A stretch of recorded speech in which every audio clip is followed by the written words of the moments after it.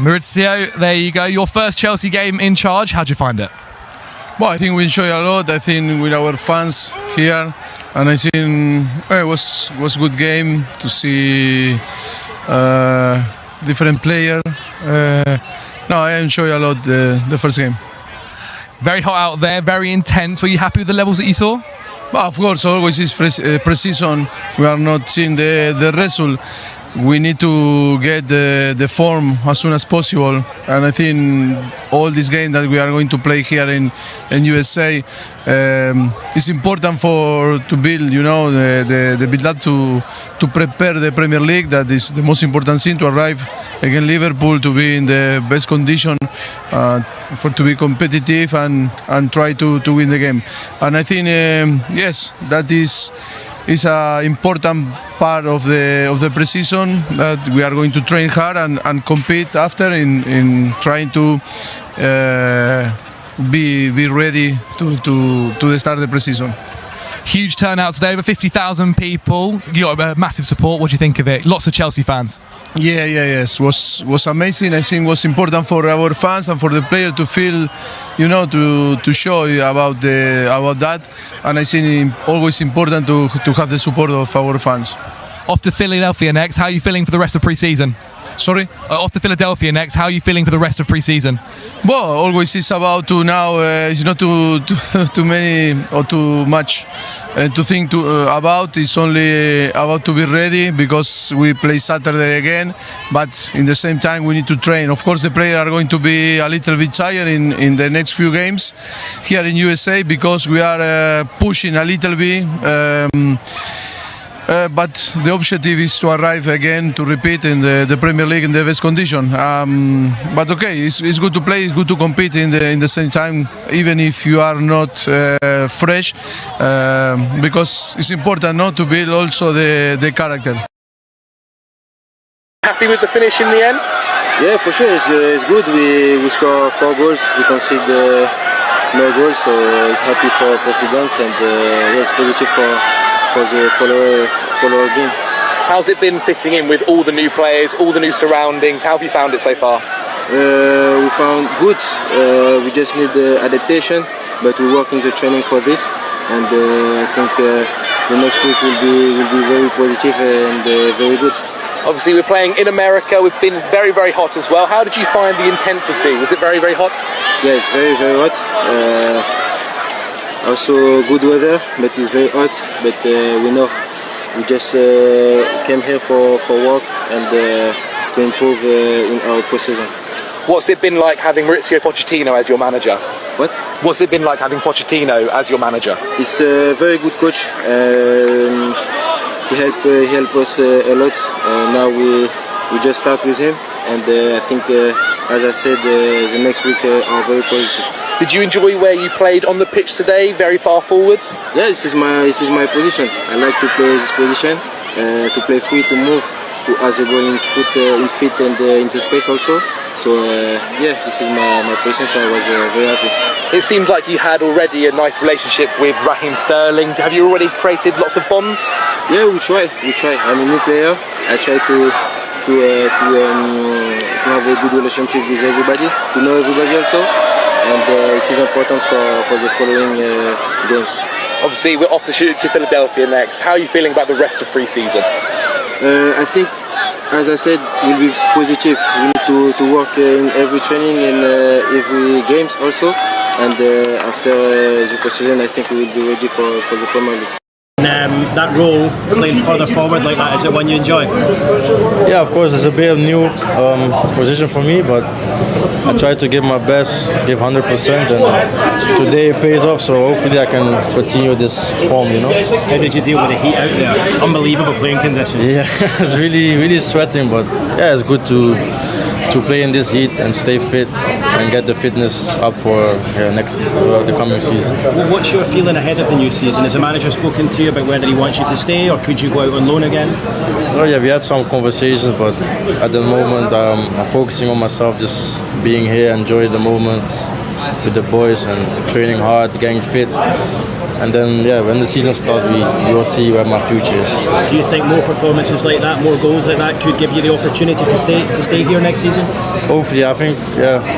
Just have to keep doing my thing and show the people, show myself what I'm capable of, and just bring that in the training and obviously at the pitch. Yeah. And just finally, what's it been like under the new manager?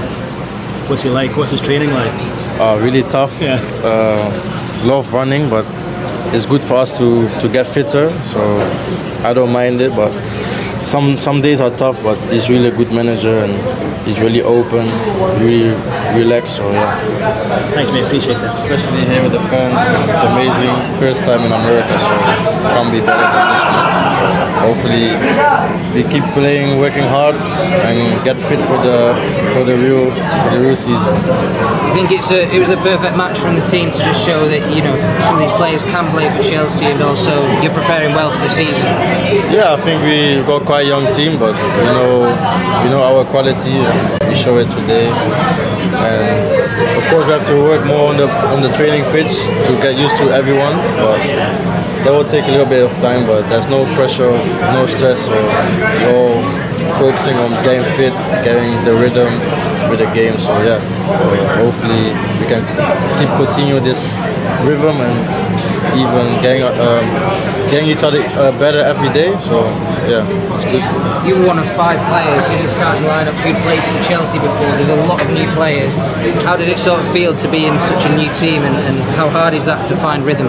It's not really hard because every time with big clubs, you know, that they change people, they change stuff, so you get used to it. I think if you stay calm and we get to know each other better on the pitch and outside the pitch, then I have no problem with that. So yeah. How are you approaching the next season? You've been on loan. I guess you're one of the guys who's fighting for a chance at Chelsea. How do you sort of view the situation right now? At the moment, I'm really calm. I'm here now, so I try to do my best. That's all I can do, and of course, I want to stay. But if I prove that every day in training and work hard in the matches, then they will decide. But hopefully, I can stay here and progress. And how is working under Mauricio, Pochettino? We've heard it's not easy. Yeah, it's really sometimes really tough, but you can see we are fitter now, so yeah, really good. Yeah. And the sessions, are they tough? What are they like? Quite a bit of running, yeah. So sometimes they're tough, but it's pre-season. We all have to get fitter and fitter to be prepared for the pre-season. So it's worth it. Do you think he's the right man for Chelsea and bring Chelsea back to where they belong? Yeah, I think so. I think he will benefit this club, and he knows what to do, and hopefully he can make it happen, and we can do it also for him. You had the captain's armband on tonight. Did that feel good? Yeah, it's obviously an honour to captain this club. Yeah, it was a great experience for me. Did you ever think when you were young joining the club that is something that could happen one day, albeit a pre-season friendly? Obviously now, never, but obviously it happened today, and yeah, I was trying not to think too much about it, but obviously playing with a young squad out there, I tried to help the younger players and beat the senior player, and yeah, we got the win. How are you enjoying things under the new manager? Yeah, it's really good. He's got a clear plan, keeping us disciplined, and yeah, like step by step. And do you feel now as you're like one of the veterans of that young team? You're still young yourself. Well, I'm still young myself, but you've got the experience under the belt now. Obviously, our team now is a lot younger. I do feel older now, but yeah, it's good. It's good playing with younger kids, hungry, and yeah, just keep going and keep gelling together.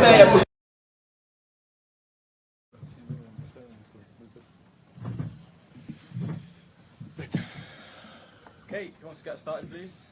Keith, Sky.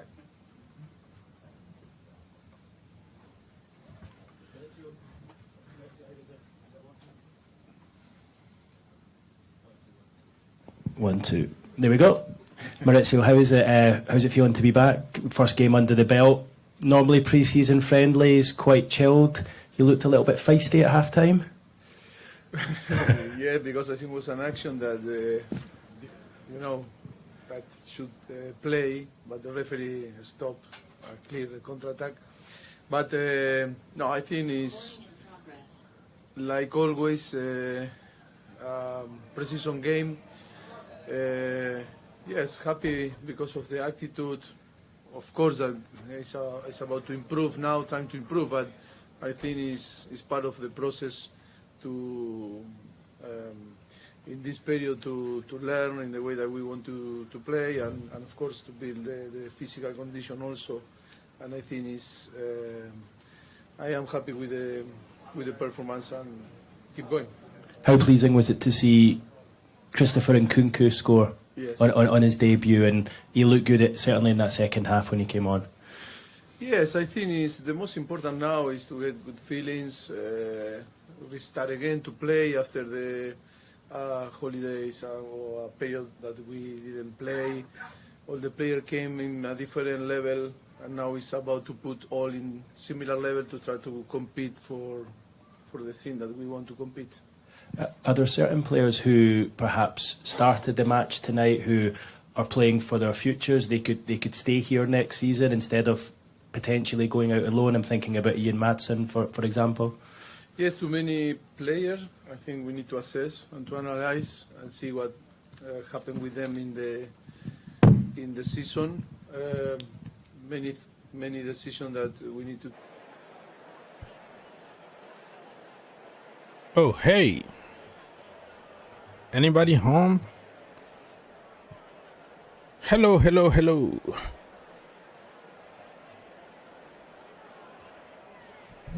Anybody home? Good morning, good evening, good afternoon, good night, good whatever time it might be in your location.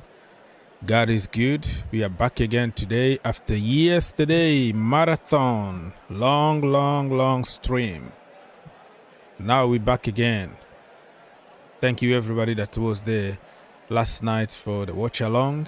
I know it was very late in many countries, but thank you so much for staying up until really late. So thank you so much. If somebody is in the building, you can tell me. If you can see me and you can hear me, everything is working good. Before we start, it's too loud, it's too quiet, it's too whatever, you tell me first. Alright, thank you so much.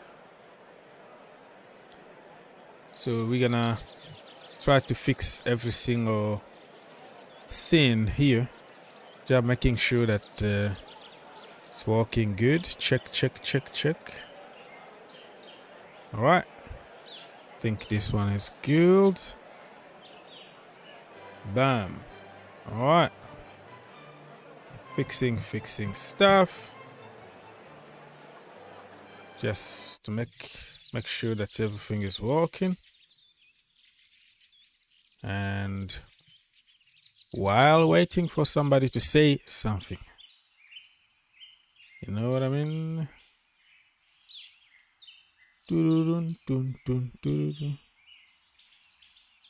All right. Hopefully everything is green on the green turf. Okay, so let me just go there. Oh, yes, that's what we're supposed to do. So we have all our statistics from yesterday and everything to talk about.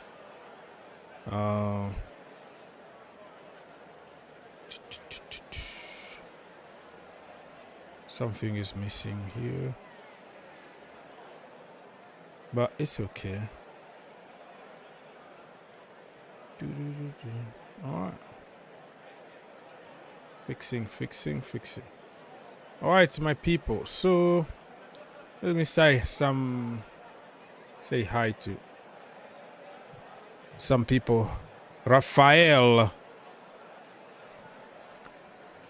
says that Gallagher can dribble well and score well. He just had a bad season. I don't even think that he had a bad season. I just think that people been very harsh. You know, you have to blame the entire season on Gallagher and Mount and Trevor Chalobah. It's what we do. That is a Chelsea thing. I don't think Gallagher had a bad season. Last season he scored few goals, golazos to win us like all 3 points against big teams. You know. Teams like Crystal Palace, where he punished them and get us all 3 points. People just highlight and see what he doesn't do. There are some people, if you hate them in life, no matter how good, no matter what they do, it's always bad. So I don't expect anybody to give any kind of credit to people like Captain Chalobah or Gallagher. So I don't even think he had a bad season. It was just shambolic, the entire team, and played out of position all the time. Yesterday you saw what he can do from his natural position. It's simple common sense that people don't want to admit it because of egos and because of bandwagon agendas. There's nothing with him being bad or whatever. I don't believe anybody was bad last season. It's just the situation. The whole situation was just like chaos at Chelsea Football Club. I give credit to you, Havertz, or everybody that we called flop last season or season before that. I don't believe on that. You have to do something good first of all to get in that level that they are in. Nothing been handled to them. Nothing like, okay, just because you are English or you are from the academy, boom, all of a sudden you are professional and we have to pay you this and that. There are only few of them, like 1 or 2 of them that we use. But just that one is creating the whole problem. People make it sound like, okay, so we have 1,000 of them. The entire team is full of Cobham. And you ask them, how many of them? Just one. One is causing all this chaos. You know what I mean? So I don't believe that he had a bad season. That's a bad take. Arsenal for life. Congratulations for beating MLS All-Star. And some people have been saying that, oh, look at MLS, blah, blah, blah. Listen, the All-Star games here in America is like a family day out, right? You bring your kid, you go here, you have popcorn, a lot of drinks, booze. You sit in the stadium, you enjoy the sun. That's what we do in America. Those games are not taken seriously. And All-Star, you bring just a bunch of stars for kids to see them, right? And they use some skills, some skills competitions, LeBron James, and people just laugh. There is nothing serious about it. And when it comes to MLS so-called All-Star, you got people who don't want to get injured because they have to go tomorrow morning to their clubs, They don't want to put a tackle. They don't want to fight for anything. They meet for 1 day or less than 1 day, like a couple hours before, and then they tell you, okay, you're going to be number 9. You're going to play here. This is this. And then you allow them pretty much to go and figure out themselves out there. You take a bunch of people from 12 teams or something. Everybody needs to be represented. Never played together, don't know each other. All of a sudden, less than 48 hours or 24 hours, you go there, you put a team and you play. So it doesn't really represent like the MLS. To judge the MLS, probably you have to go and pick one team, one very strong team and play against them. You're not going to score those 5 or 10 goals. It's not going to happen. So I hope everybody can understand and stop the narrative about the MLS and they are weak because they lose every single year against any team. Even a team from China can come here and beat the MLS All-Star because they don't know each other. They just collect a bunch of players, put together, few hours, go play there. So that's the way it is. Mr. Cisse said that, hello, my friend. Are you be happy? Chelsea fan, very important win this game. Are you be happy? What do you mean? Are you happy about the victory? Yeah, of course. A win is a win. It's always builds confidence. It's a feel-good factor because a bunch of youngsters, I don't know, yes, like last season or 2 months ago, if you told me like Chalobah will be captaining Chelsea Football Club, I was going to kick you out of my house. But look at him. There is no even anybody there. Okay, Chalobah, you take this because you become the more senior player in the team. Can you believe it? Can you believe it? On top, up to everybody that we had last season. And in this season, don't be surprised. Bam, we give captain armband to somebody like Levi Colwill or something. So, yeah, I'm happy, but I'm also realistic. It was a friendly game against West Ham. The first game of the preseason. It's all good to put some minute under your belt. That's it. But the game was good. The pattern of play, the energy, the effort, everything was on point. But it doesn't mean that we're gonna be that way during the season or the next game, because I'm telling you right now, they are feeling cramps. They are feeling like throwing up. They are feeling all kind of feelings in their bodies right now. After your holiday, only few days of training, my friend. Like today, there are some of them that can't even walk. They're going to just go to the recovery room and get a massage. That's how bad it is. I've been there in a very low level, but I know exactly what I'm talking about. So that's the way it is. That's the way it is, my friend. So I'm just saying hi and answering some questions before we actually start. I actually start talking about some news in the community and all that.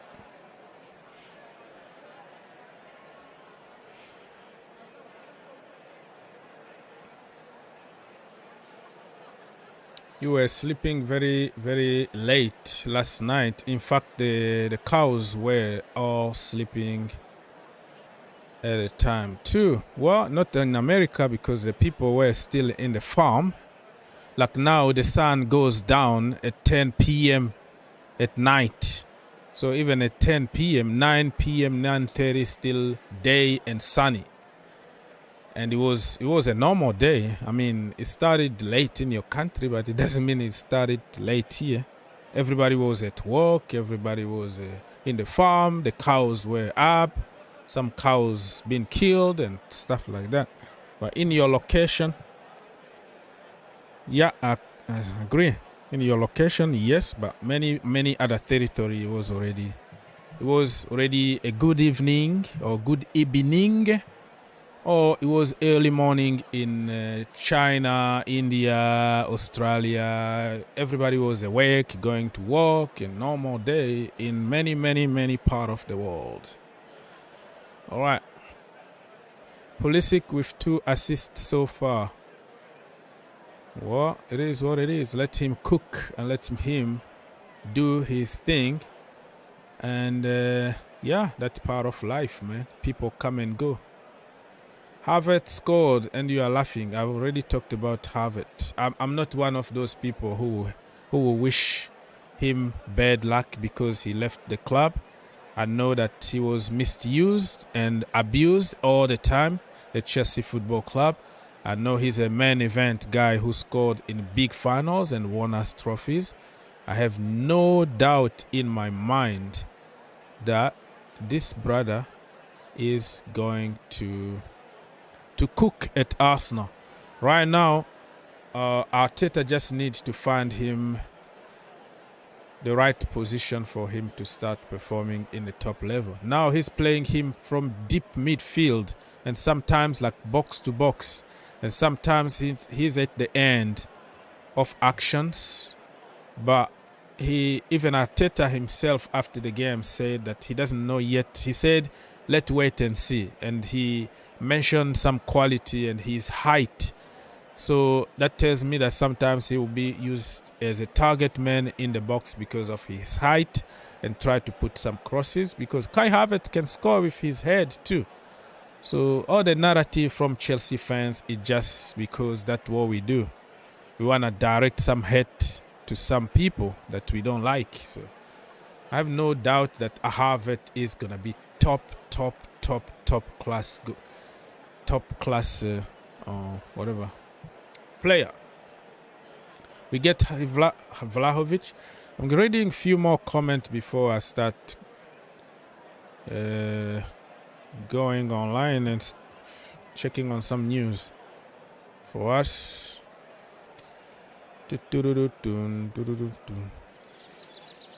Okay, so what are you saying here, brother? What are you saying here, Mr. Raphael? Let me put it big on the screen. You said we get Vlahovic, we win the league. Vlahovic can dribble well, finish well, good movement of the ball, the complete striker. Well, I don't really hype people anymore in my life.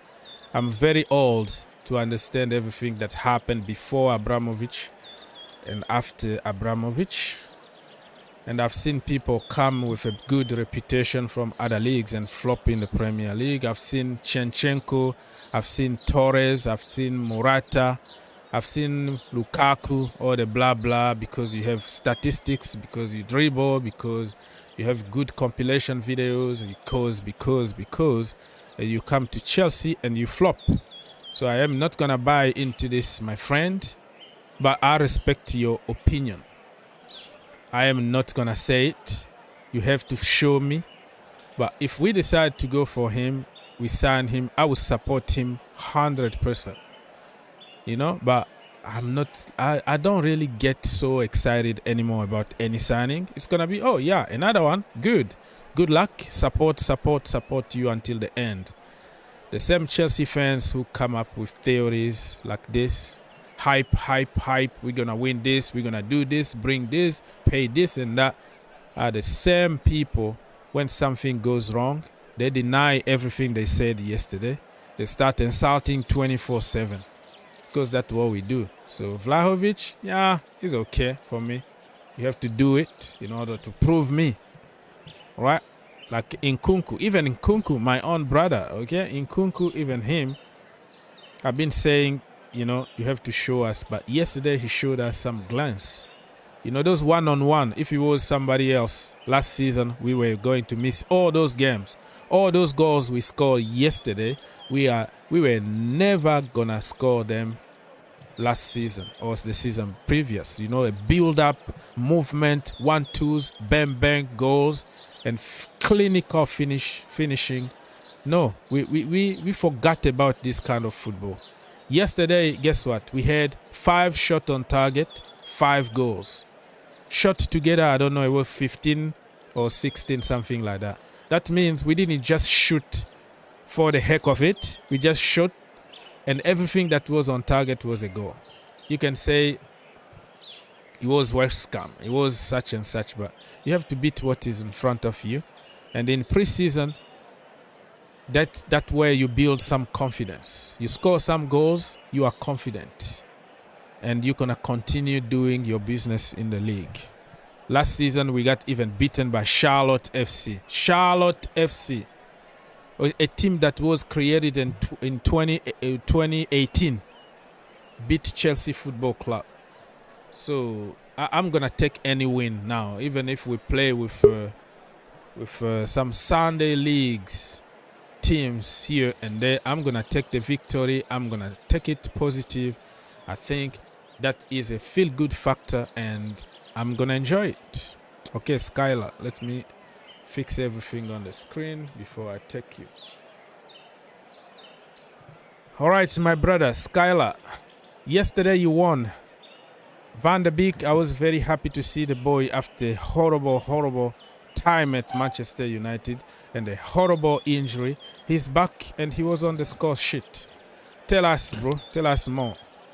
Yeah, look, about Van de Beek, I was also happy to see him. Obviously, you saw his celebration. It clearly meant a lot to him because not only he had to deal with injury, but he had to deal with a clown called Ole Gunnar Solskjaer as well, who bought him or probably didn't want to buy him. But since the club bought him, because we wanted Jack Grealish that summer, but the club got him Donny van de Beek, and he had absolutely no clue what kind of a footballer he was. Yeah. He was just given Donny. He scored on his debut, by the way, Donny van de Beek. I think it was against Palace. And that's the last time I remember him, you know. That's his debut around 3 years back. Yeah, So, long look, time ago. Yeah. Yeah, but look, I think he has to move now. I don't see him getting any chances in this United team, especially with we are targeting Amrabat as well. We already got Mount, Eriksen, Bruno, Casemiro, and we are going to probably be inducting this Kobe Menu guy as well from the academy. So, yeah, I think Van der Beek will get some games. He will put himself in the shop window, and hopefully we can get something around the range of 15 to 20 million for Donny. So, yeah, fingers crossed. Yeah, fingers crossed. And I heard some very good news from Hojlund. Rasmus Hojlund. Are you gonna get it done, or you think it's still? Oh yeah, I mean, if you saw Fabricius tweet right now, he just tweeted around like 10-15 minutes back that we are going to be putting in a bid soon. He has already agreed personal terms, so now it's all about the first and opening bid. But the problem with United is that they always start very low. They and it will be rejected. Then they will come. They'll do what they did with Mount. United don't do what Chelsea and all these guys do. They won't just give what the club want. They'll do 40 million, 45 million, which is a good strategy, to be honest. I mean, I don't want to pay 60, 65 million for Mount. 55 million was a fair deal. So yeah, Erasmus Hojlund, again, look, you're paying for potential. He only had good 7 months right now, so he's not a confirmed goal scorer. He's not really, set the world. Like, he's not the up and coming thing. He's a good potential player from Italy. So let's see. But if you watch his compilation, for a very big guy, he's only 20 years old and he's 6'3" or 6'4". He's got very good feet for a tall guy. So I mean, look, that's another Ten Hag signing. So similar to Mason Mount, I'll back him. Yeah, back him and let's wait and see what's gonna happen. So he's Danish, right? He plays for. He's Danish. Yeah, but he plays for Atalanta in Italy. All right. So he said here, I understand Manchester United will send the opening official proposal to Atalanta for Rasmus Hojlund very soon. So Manchester United want to avoid any hijack from PSG because PSG are, of course, keeping tabs on everybody pretty much under the sun. Now, Vlahovic today, it's going to be Kolomwani tomorrow. It's gonna be. Why can't you just get Lukaku, PSG? Just help us, man. Come for Lukaku. No one wants Lukaku. I mean, didn't you realize? Like, look, let's talk about Lukaku because this guy, man. I mean, he has literally, virtually kissed every single badge he has played for. If I remember correctly, we bought him for 75 million from Everton. Yeah. So, yeah, but then we pretty much got our money back. We bought you guys, or I know it was Inter Milan. I think they took him for 60 million, but Chelsea paid 100 million for him. 100 million. Yeah, and now they have put him on the table for 40 million. So we are Banta club. I'm telling you. Yeah. Man, Chelsea and strikers, they haven't worked out. 97 million, not even 90 million, 97. Let's put it 100 million for Lukaku, 350k a week. And you ask yourself why the brother don't want to move. Because he's good, the money is there, you don't want to. Didn't you hear that? He's ready to join Saudi Arabia, but his camp is saying that, obviously, if you know that he has shifted his agency right now, so he has moved on from Rock Nation. And he says that his agents are saying, if you're willing to give him 100 million a year, then he will join. That's his price to come to Saudi Arabia. Yeah, Benzema got almost that money. Kante got that money. But I think it's a little too late. If he accepted that offer early on, I think he was going to negotiate that price and get it. Now that everybody pretty much knows that you have no choice.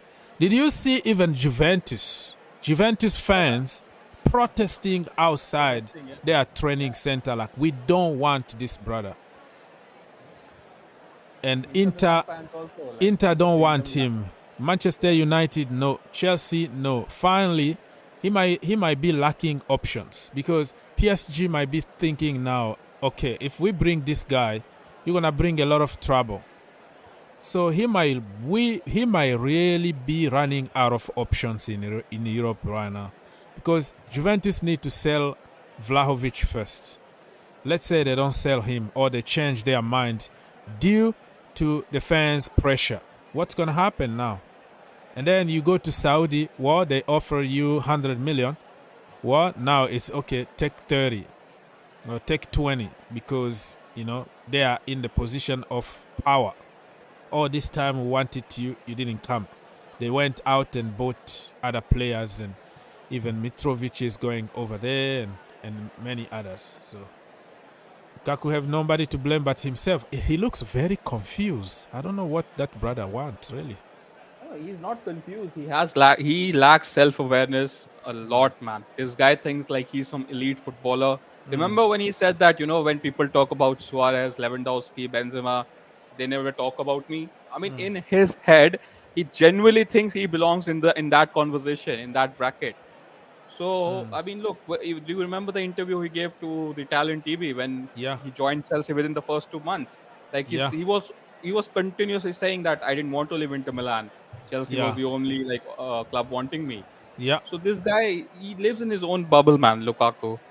Fair play to him. He has made a career out of just looking big. I mean, yeah, we Yeah. have all seen that photo when he was playing for the under 16s. He looked like A a tank. 25-year-old guy. Yeah. So I mean, I don't know what Chelsea are going to do. Obviously, they have raised a lot of money, but they still need to get Lukaku out. Yeah. I mean, If we get Lukaku out of the books. So what's gonna happen now is he's not gonna play ever. Even in the academy, not gonna be there. So at some point, Lukaku has to think about his international career too, about his own self-pride. Because if you sit home and get paid from Chelsea and then you kill your international career, you disappear from radar and all that, that is not really him. He's still 30 years old. So I think at some point, we have to make a deal just the way we made with Aubameyang. Aubameyang made the same deal with Arsenal, which is, okay, let's terminate this and leave on free. So you take a L from your money too, because we're not gonna pay you the rest of your contract. Let's give you this kind of money, and then you're gonna be a free agent, and wherever you sign, you're gonna get the sign-on fee for yourself. So yeah, Chelsea still hold the cards, and I think we're gonna get rid of him this summer, one way or another. Look, speaking of strikers, obviously you got Nicholas Jackson in. We are going for Hojlund. Osimhen is priced out. Harry Kane will not go to Chelsea, or he will not be sold to another Premier League club. And yeah, pretty much that's it. So, like, are you guys going into the season? Because today I heard that Chelsea are looking to explore the option for Ivan Toney in the January window. That's why they are going for the stopgap signing of Nicholas Jackson. So, yeah, what do you make of it? That is more of like us fans' wishes, if that makes sense. Mm-hmm. It's mostly flamed by the fans' desire to see him rather than serious connection. If that makes sense? Like, I haven't really seen from like Matt Lowe, who is very close, or Fabrizio Romano, or other, Nizer Kinsella. But you will see some big account. They are very smart on making news. So they will say something and it will just go viral, and it's looking more like a source or something. But so far it's been wishes from people like, hey, why can't we just go for this Ivan Toney guy and wait until his sanctions are over in January? We can cop until January and all that. And another problem we might have in January is African Cup of Nations. So, during that period, you lose your African players. Jackson is going to go with Senegal for more than a month if they can go far. So you have to start thinking who's going to be there. And the young Broja is from a very bad injury, ACL injury, and then started pretty good the beginning of the preseason, and then looks like he got a setback. He didn't even travel to the US. And that's why I don't really trust anybody that with ACL injury anymore. When somebody got the ACL injury, he got Achilles injury, for me, in my head, it's already done. Like, you're going to be just an average player in an okay level. You are lucky to get to a certain level, but you are not the same, in my opinion. Let's hope that with medicine, technology, and everything, he can come back. But I don't really count on Broja anymore. So we need to find somebody, a target man.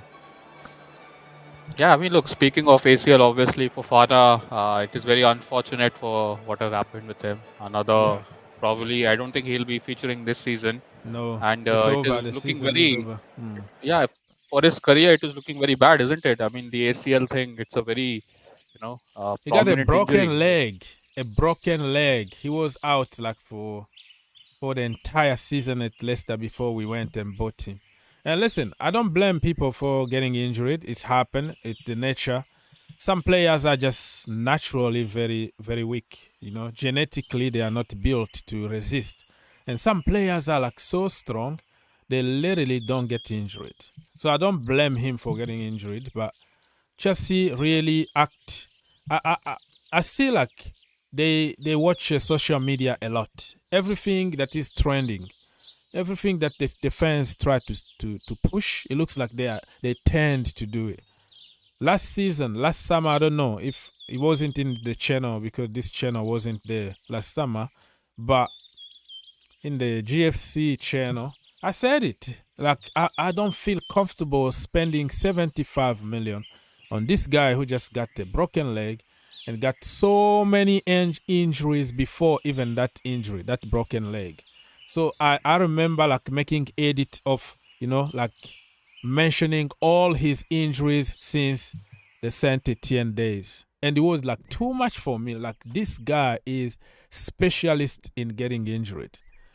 And everybody was like, oh, you have an agenda, you have this and that, pay whatever it takes. He's in the same level of Van Dijk, blah, blah. I'm like, yeah, this guy got potential. But we don't want another injury-prone at Chelsea Football Club. Oh, you know better than, doctors and Bowley.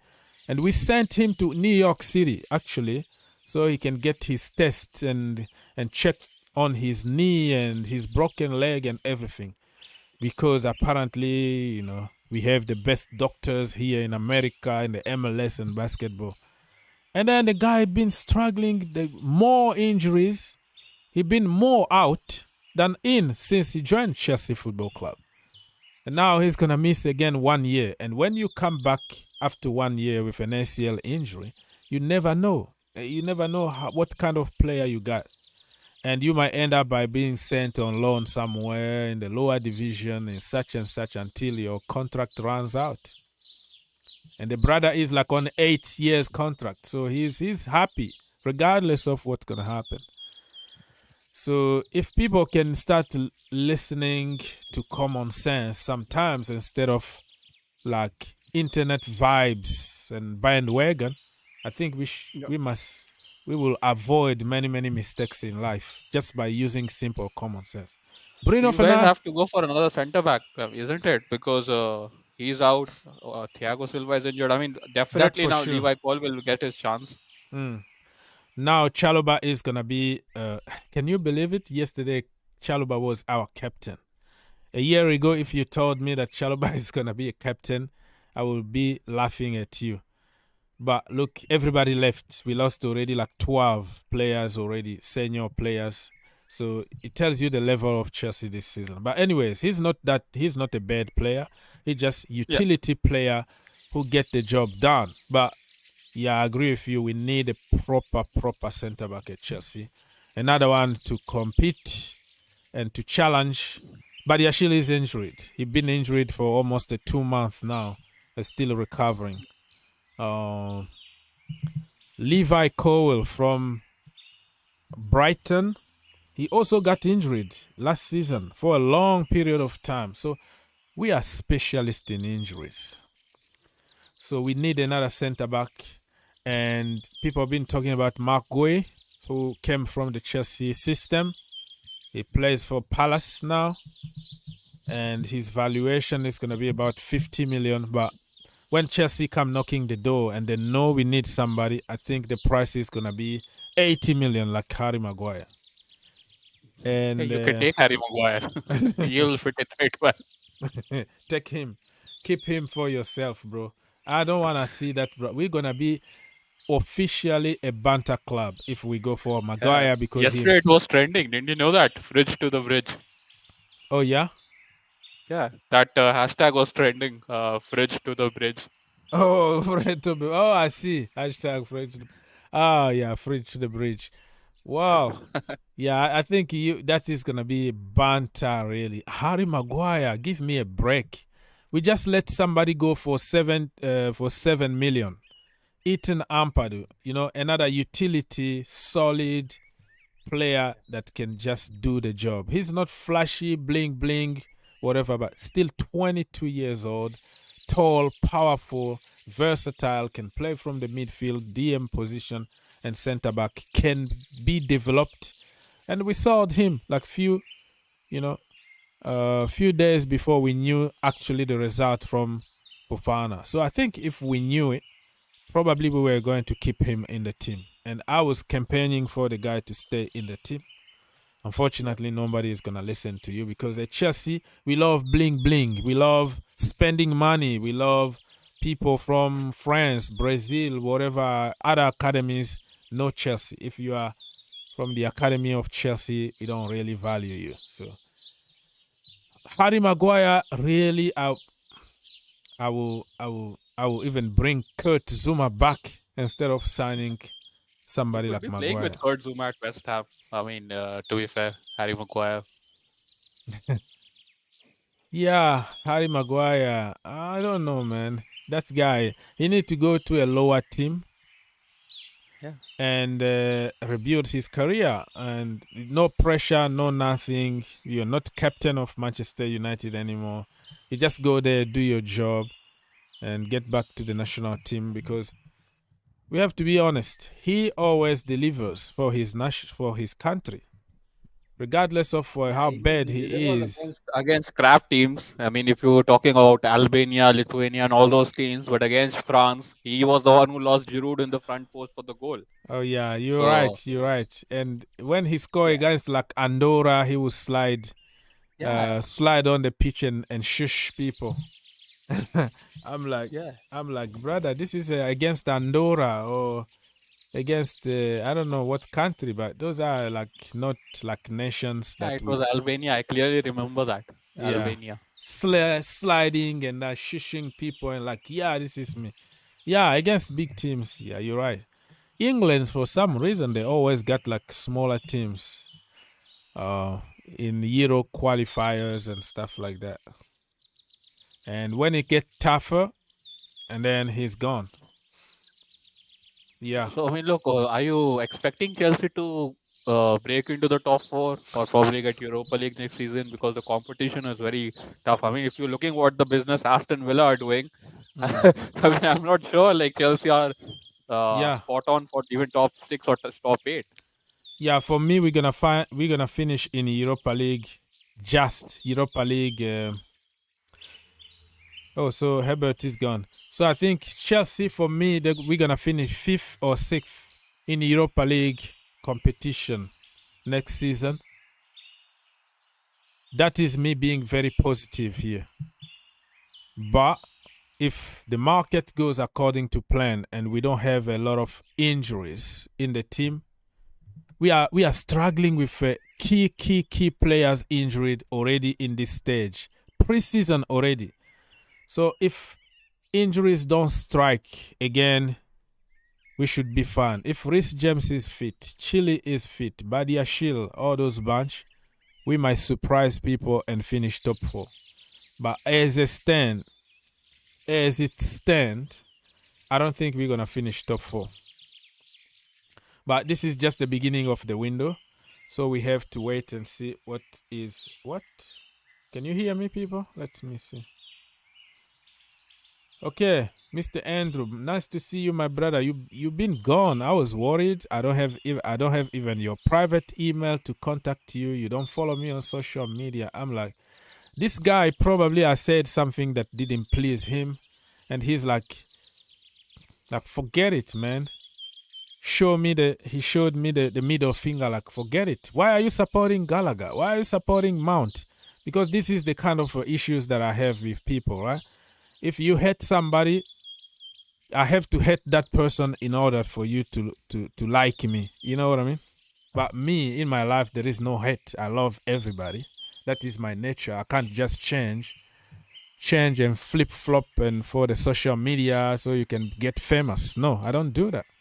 I'm just strict. It is what it is. You take it till you leave it. I'm just kidding, but I was really worried about what happened to this brother. And then I reminded myself, like, people come here for a few months, and when they discover that you support somebody that they don't support, and you don't get to the bandwagon, and you don't insult much, and you don't curse all the time, you are a bad guy. I'm out. That's every friend that I have online now. It's just for a short period of time.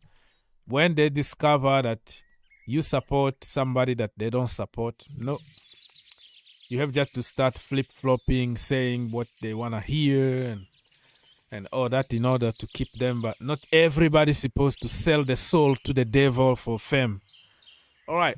Good day, Mr. Oaks. I hope you and yours are blessed and well. Matt Lowe stated yesterday that Chelsea have no interest in Harry Maguire. Manchester United can keep him. Yeah. I think it's been more about the banter from other teams. That's why it's trending on social media, but it doesn't mean it's a serious source. And before Matt Lowe, we saw some journalists saying that Chelsea are seriously considering. I think Jacob Stenberg said it, and some other sources that, that are somehow credible. They said Chelsea are seriously considering. So it's still contradictions here and there, but I don't think it's gonna happen though. I don't want it to happen. that's the right way to say it. All right, people. So let me go here, read some more comment. We need right-footed centre-back, tall and good, with his head and fit. Well, if you are a centre-back, really, like from the back line, somehow you need to be good with your head, because that's what you do all the time, right? And football players need to be good with their feet. I have to agree with you. But I don't really mind having all lefty in the defense or in the attack, because for years we've been having all of them right-footed. It didn't prevent us from winning big trophies with all right-footed players. So yeah, it is what it is. And you still have Chaluba, who is right-footed, and we have options out there. Chelsea need to start thinking outside the box and stop the mindset about you have to go for big names, you have to go for such and such. Look at Pep Guardiola last season. He went to Borussia Dortmund and he got somebody called Akanji. I have to tell you the truth, I never paid any attention to that brother, ever. I don't watch him. I think I watched him with the Switzerland national team in Euros, and I never paid attention, never ever considered him as a good player at all. He was just somebody there for me. Pep Guardiola went there, got him. He got number one spot. He benched somebody like Diaz, Laporte, Stones sometimes. He took that number one spot, make it his own. What I'm trying to say here is Chelsea need to start thinking outside the box. You go for those low-profile players that just can get the job done. There are some very solid defenders in France, Germany, Portugal, somewhere. Scouting department, do your freaking job. Find us that solid Aspilicueta, the way we found him from Marseille for 7 million. Nobody knew who he was and blah. Get me those kind of players. When we got somebody like Rudiger from Roma, nobody really considered him.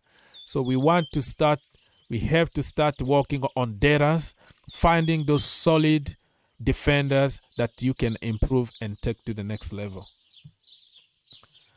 All right, let's go here. Mr. I reckon that Pochettino can get tuned out of Harry Maguire and have that old banjo, ringing the sound. Yeah, it could be. Somebody's junk is another person's treasure.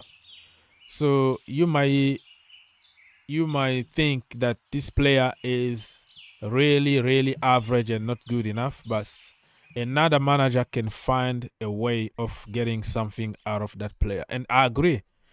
Remember, before Manchester United, Manchester City actually put an offer for Harry Maguire. So Pep Guardiola might see something in him and knows exactly how to use him. So I think, yeah, you're right on this one. That guy, Pep Guardiola, can turn water to wine. So we have to keep an eye on that. Big up Mr. Tayo. Ivan Tony Jackson partnership will be deadly. It's not yet. It's not. Tayo said that I remember you said so. Say what? Don't know. There's an odd comment. Malo Gusto just came from injury too. Yeah, he's from injury, and you have Reece James, who is a king of injuries at Chelsea. So we are not out of the wood yet. We have to pray. You know, we need. Do you know a very good pastor in your country that you can recommend to Chelsea? Because we need some healings, some spiritual healings. I've never seen any team in the world with this kind of injuries. So yeah, tell us if you have a good pastor in your location, or imam, or somebody who can heal people, pray for them, because we need prayers. We need prayers. Okay. Mr. Sei Oni say that big up, bro, big up. Big up to you, Mr. Sei. Nice to see you back again. All right, so let me scroll down. Mr. Etsy say that we are and forever will be brothers in blues. Just being busy with work. Yeah, make more money. Yeah, I was just joking, but kind of telling the truth at the same time. Because in my channels, what happened is like I'm so open to everybody. I make friends. I help many of them go from like 10 subscriber to 1,000 and 1,000, 10,000. And then the next morning you see them disappear. They don't even say hi anymore to you because they just got what they were looking for, you know? And then they don't care about you anymore because they are in a certain level already. Or people who come here call you brother. But once you are against what they believe, when you say, hey, wait a minute, stop the hate toward certain nationalities or certain passport or certain academies. We have to love everybody the same way. And then the mindset is those people are hyped. Those people are overrated by the media and we have to hate them. That is the blueprint. You have to hate certain people. And me, I don't know how to hate anybody my entire life. So if you don't hate what they hate and you don't copy paste narrative, they're gonna leave. They don't stay there anymore. They're gone. So I'm not surprised about like seeing people for a little while here and then the first video that you hear supporting Kai Havertz, and then they leave because they don't want to hear that. They have their own narrative and mindset towards certain players, and you say the opposite without cursing, because I don't curse. I don't insult. I tell my side of story. The first time that they hear that you don't curse and you're still respectful toward every player, and that is not their philosophy, they leave. And I don't care because I'm here for fun, just meeting people, having fun, you know, on my spare time. I'm not making money or anything. It's just for fun. So you know. And then people will find out quickly that this is not good for business. If you don't jump to the bandwagon and insult and cursing and all that, that is not a good business online because you're not going to be popular. You have just to do it. Sell your soul to the devil. So that's what I see. Like, I'm not surprised for many people. And you will see other people, because I watch other channels too. I watch their live streams. I watch them. They switched and they are there permanently because there he can hear some colorful language and insult and attacks and bandwagon and get out. All right, let's move on to another one. Please send the link again. I have sent it like 1,000 times, and I was talking to Mr. Herbert soon. Let me see if I can create another one to send it, if that is gonna work, but give me a couple more minutes. to do it. Aubameyang is on his way to Marseille if they pay 8 million transfer fee that Chelsea want. No, he's already a Marseille player and he's living on free. His contract been terminated since yesterday. You are very late.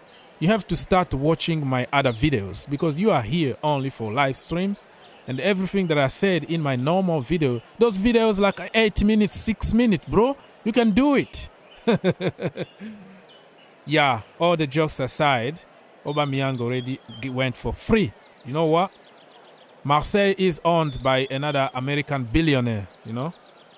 And, you know, Hollywood people, they know each other. Todd Bowley, you know, and all that. So they just decided to go and get rid of his massive salary at Chelsea Football Club. Just the way they did at Arsenal. They let him go on free. And they saved a lot of money on salaries. You know what I mean? So you are very late. You've been there like for 2 days. So we're not going to get any money. Zero zinch. Zero money from Aubameyang. Free. And people are blaming Chelsea. Oh, they have some bad businesses with Saudi, blah, blah. We didn't even make any freaking money. Chelsea didn't make any money from Saudi. We bought Koulibaly for 40 million. 1 season later, we sold him for 20 million. We lost a lot of money on Koulibaly. Mendy, we bought him for 25 million. We sold him for 8 million. And people complaining about us losing money because it's Chelsea. So it makes it look, oh, there is a loophole here. Now that Liverpool are selling players, right? They're going to get 40 million on Fabinho. They're going to get 12 million on Hendo. Nobody's talking about the investigations. Nobody's talking about bloody money or oil money anymore. Okay? It's only about Chelsea. But remember, Chelsea didn't make even $1 from those players that moved to Saudi. So people really... All right. All right, I'm not gonna read what you just said, Mr. People's Republic. Are you monetized? No, I switched even the monetization. You can check on there. There is no $sign. So I took the monetization off because, yeah, I don't care. There's now money here. It's not money that will pay for your mortgage or buy you a car. I still have a normal job, brother. I do this for fun. That's why I don't freaking care about what people said. Because I'm not going to sell my soul just for getting a freaking dollar. Check on the monetization button. There is nothing there. I don't get money. And YouTube, if you don't monetize your video, they can monetize and get the money for themselves. But it's there. Do you see any $sign there? No, zero. I took it off. Because this is just like pushing you to do certain things to please certain people, to say what they want to hear. You know what I mean? All right, so let's go there. Kenny said that, do you still chat with Chelsea Perspective? Well, I haven't talked to him for a while, but I don't want to name people here. I said it in general where people come here every single day with you for a long time because they are looking to get something. And then when they get to a certain level, they just leave. They don't even say hi to you anymore. I'm not talking about one person, but tons of them. Tons of them. I'm not talking about one person. So don't associate my conversation with people here. Right? Mr. Oni said that we need Michael Emenalo. Emenalo type of scouting experience to do that. To do what? Oh, to start finding gems. Well, Emenalo is the sporting director for the Kingdom of Saudi. So it's a very, very good position for him. I'm happy that he's there. And let's say now we have very good scouting department. Let's not really sabotage them. We have very good one. And you can see somebody like Jackson looks like a proper scouting there. somebody like Angelo or Angelo Gabriel, somebody like Moreira. If you see the signings that we are making now, you might not be happy today, but tomorrow you will be very happy because they can find those germs. So now with the data that we have, with experienced people that we have on the pitch, you will see Chelsea getting bigger and bigger in the next coming years. You know what I mean? So Emenalo, yes, he did what he did, but probably it's time for him to enjoy some sunny weather over there in Saudi and get the money. All right, let me see. What else, people? So let me try to create another link like I promised to Bobby now. Bam, bam, bam, bam. Get in the comment, get in the poll. I ask you your man of the match from yesterday. I think it was divided between Jan Madsen and Caicedo. Oh my goodness, what a player we have in hand. Caicedo. Tell me about that brother, man. Tell me about that brother. Brother, he's so good. I think the fans voted for Caicedo, but the organization actually, what is called the Florida whatever Cup, they named Jan Madsen as the man of the match, because when you score 2 goals in a final, not a final, it wasn't even a final, but in a game like that and you had awesome game, you deserve a little bit more than the other guy who did good but didn't score, if that makes sense. So goals makes difference. People's Republic, let's go. Bonsoir, long time no here. Yeah, I'm here every single day. You've been on vacation. I'm happy for you, and I'm happy that you are back. Let's go. I want to go back. It was too short, man. It was only this 8 days. I have to go back, man. It's too nice. Yeah. What nice people Turkish people are. Wow. Nice country, nice hospitality people. There. Yeah, it's good. People. You always say. This is one thing I like about you. You always say you judge people. You don't judge people. You see no color. You don't. What do you like to say? That for your eyes, everybody's equal. I think you like to say equal. That's the problem, because we have a mindset toward certain countries. Like, okay, because there is such and such, and then everybody's bad. No, human beings are good. You're gonna find a lot of good people everywhere. South Africa, Zimbabwe, everywhere you go there, you'll find excellent people. But that's it's a bit like in our Chelsea community. Anybody from Cobham is bad. That mindset. It's a mindset. So, everybody there doesn't deserve anything. They are just bad. So yeah. Yep. Out with them and buy some expensive player we never heard with expensive big name. Then everybody's happy. And it is. But no, as I said, people who don't know. I know a lot of Turkish people over here, and if you go there, it's just so different. And I think maybe just nice to get away, go on holiday, but it was so damn hot, man. Wow, it was too hot. It was even here in America. You're having a heat wave. I don't know if it's true, but yeah, it's very hot. You could even tell yesterday the players were just like, it was like a what is called water break. That is the term. You have to drink a lot of water, and we've been doing a lot of runs, so we need really to keep ourselves hydrated. Can you answer me something? Because I'm very stupid. I don't know anything. No, don't call yourself stupid. Nobody is stupid in the world. You have to educate me on this one, on this question. Now, yesterday I was watching the highlights, and I swear, I promise, I saw what's her face, the left back, Cucurella, get substituted, then get brought back on the field again. Is this a new rule of football or something? Because it was a friendly game, and because in the friendly game you can make as many changes as you can, up to 11. That's why you're going to see 11 players the first half, 11 players the second half. But it was exceptional because Chalobah felt something. Hey, hold on. Don't jump yet. He felt something. It doesn't mean that he was injured, but he felt something and he didn't want to take any risk. And the coach actually from West Ham accepted. The referee accepted. The linesmen, everybody accepted. Listen, few minutes to go.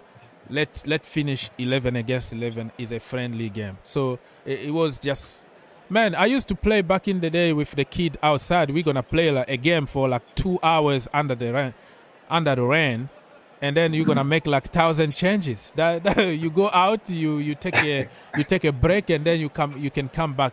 Actually, let me give you some other thing here. Here, college football or college sport is like huge, right? In America, it's like that's right. The biggest one is like huge college, even soccer. Big business. In soccer, in college level, so because we don't have many structures like you have in Europe, so in college football you can also do that. Like you take somebody off and you put him back. I don't know how many changes is that allowed. Probably 2, or I don't know. I forgot the law, the rules. But yeah, you can do it here, depending on how your organization wanna do. But yeah, that is about it. Let me say hi to Bobby before we continue, because now I'm gonna shut up and listen. Last night I talked for 5 hours straight. Now I've been talking for more than an hour, so my voice is gone. I'm gonna stay back and I'm gonna listen to people. Bobby, the floor is yours.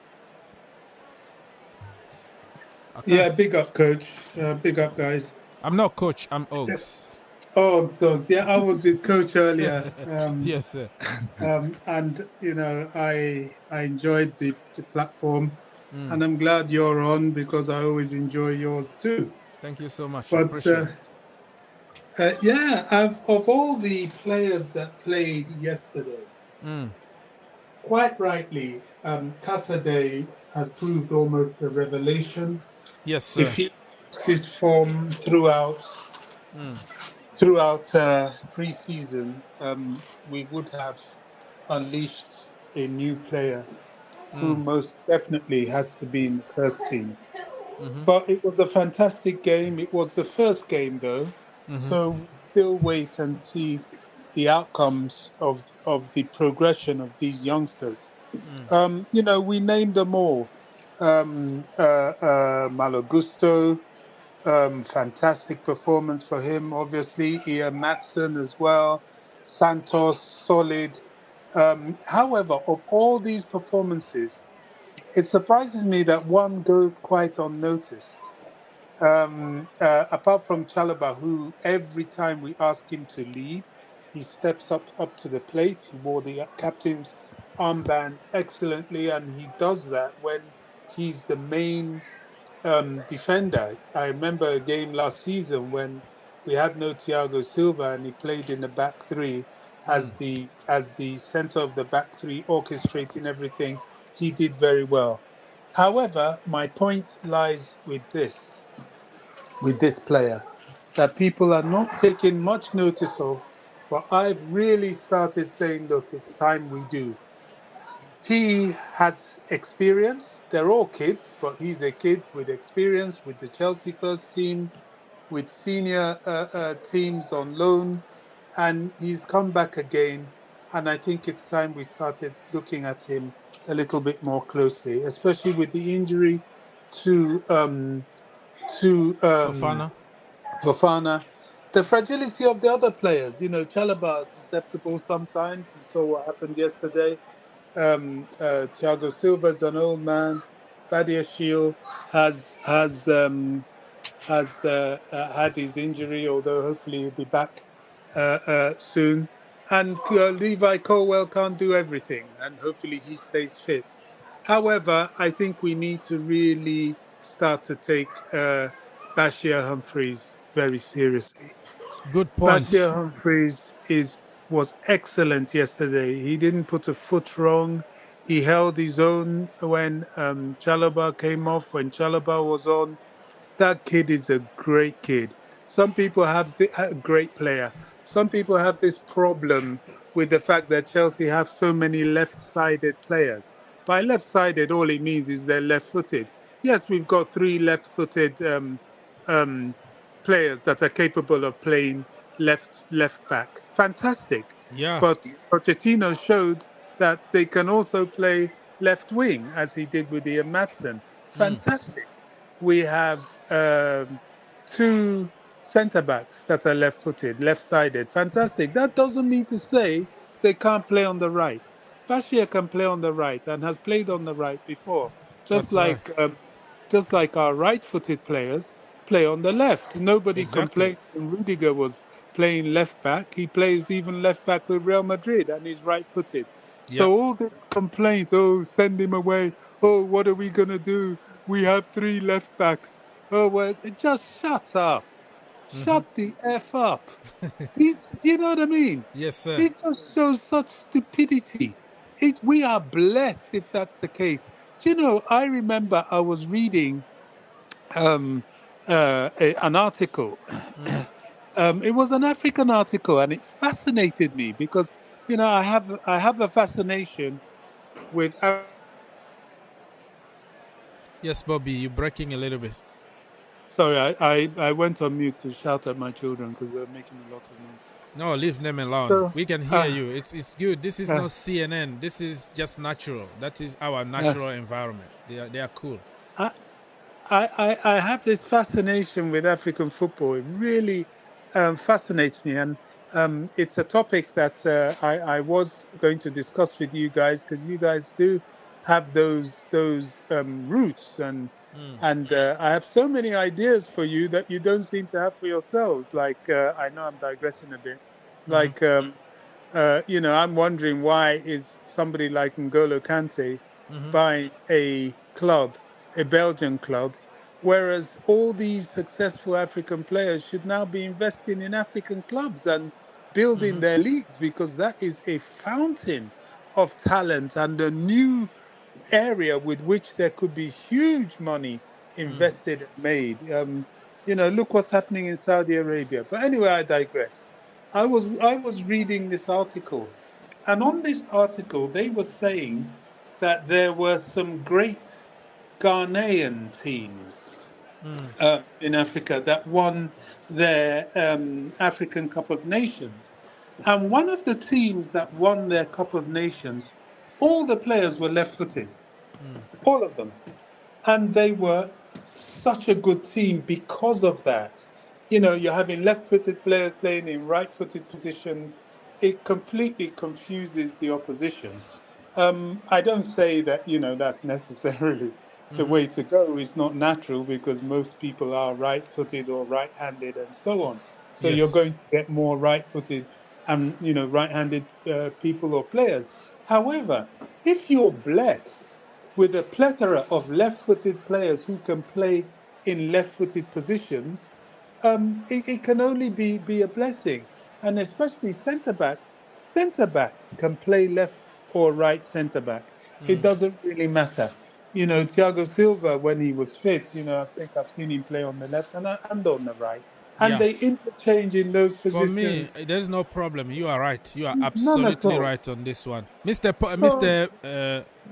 People's Republic, do you have a word very quickly on what Bobby said? Is that an issue? Is that a problem that you have so many left-footed players in our defense? Do you have a word on that? No? No issue whatsoever, because what do I always say? At this level, with the amount of money I'm going to pay you, or whatever, 150,000 a week, or whatever insane wages they're on, I expect value for money. So I expect you not only to play your natural position, whatever that may be, but also to be able to play another position in the field. Like just give you an example, Maatsen there. You just mentioned Maatsen.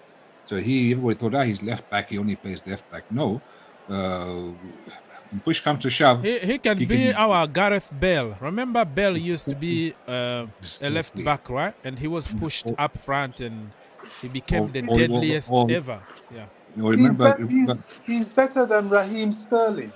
Raheem Sterling, who was there playing like he did last season, fluffing chances, passes, donkeying all over the place. I mean, he could have had a couple goals yesterday, but I'm gonna give him a little bit the benefit of the doubt too. It was very hot. Hot? Yes. Well, it was hot for everybody. I'm fed up with those sort of players. You know, I'm just I trying to really be don't Ty like here. Ty from Arsenal Fans TV.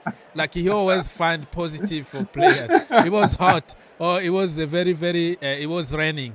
I think you got the joke. It was raining. Bobby is like, hey, it was raining for everybody. Okay, let's go, man. I'm trying to be a little bit funny here. But we also saw under Conte. Yeah, I get you. But, you know, you could see such a contrast. You know, I love the attitude of these new players, these youngsters, everybody hungry, fighting to do well. You know, unlike, you know, some of the past players, you see them sulking, strolling around the place, missing chances left, right. Do you know, this time last year, if we had played Wrexham, they would have beaten us or we would have drawn. Do you know this? I don't think we would have beaten those guys. They're a good team. It's just we were leaps and bounds better. Yeah. So it's a shame we still have this Sterling. I don't rate him. I think he's gonna do good under Pochettino, Bobby. I gave him one more season. I think he's gonna do good. This season is gonna be his season. Yeah. I hope so. I think Gallagher will do better. I think he's going to do well. I really do. I like Gallagher. I always have done. I just think he was a victim of certain circumstances when he came back. But Gallagher is a final third midfielder. They tried to adapt him into a 6. No harm in that. But that's his strength, final third. He's a goal scorer, good with his head. And I think Pochettino will utilize that. He has already shown from yesterday's showing that he's got a lot of potential to improve this coming season. And I hope he says, look, all these get rid of brigade. Look, Chelsea have got rid of a lot of players. We've got rid of 13 so far, and there are more to go. There's still Ziyech, 14. There's still Cho, 15. And then we've got the likes of Malang Sarr. 16 players can be sold off permanently.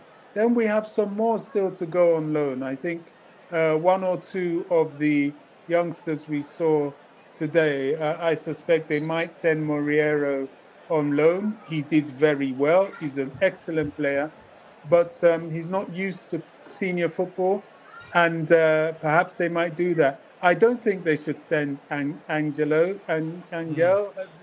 Angelo Gabriel. Gabi. Yeah. I think the majority of those guys should stay, including Caicedo and Santos.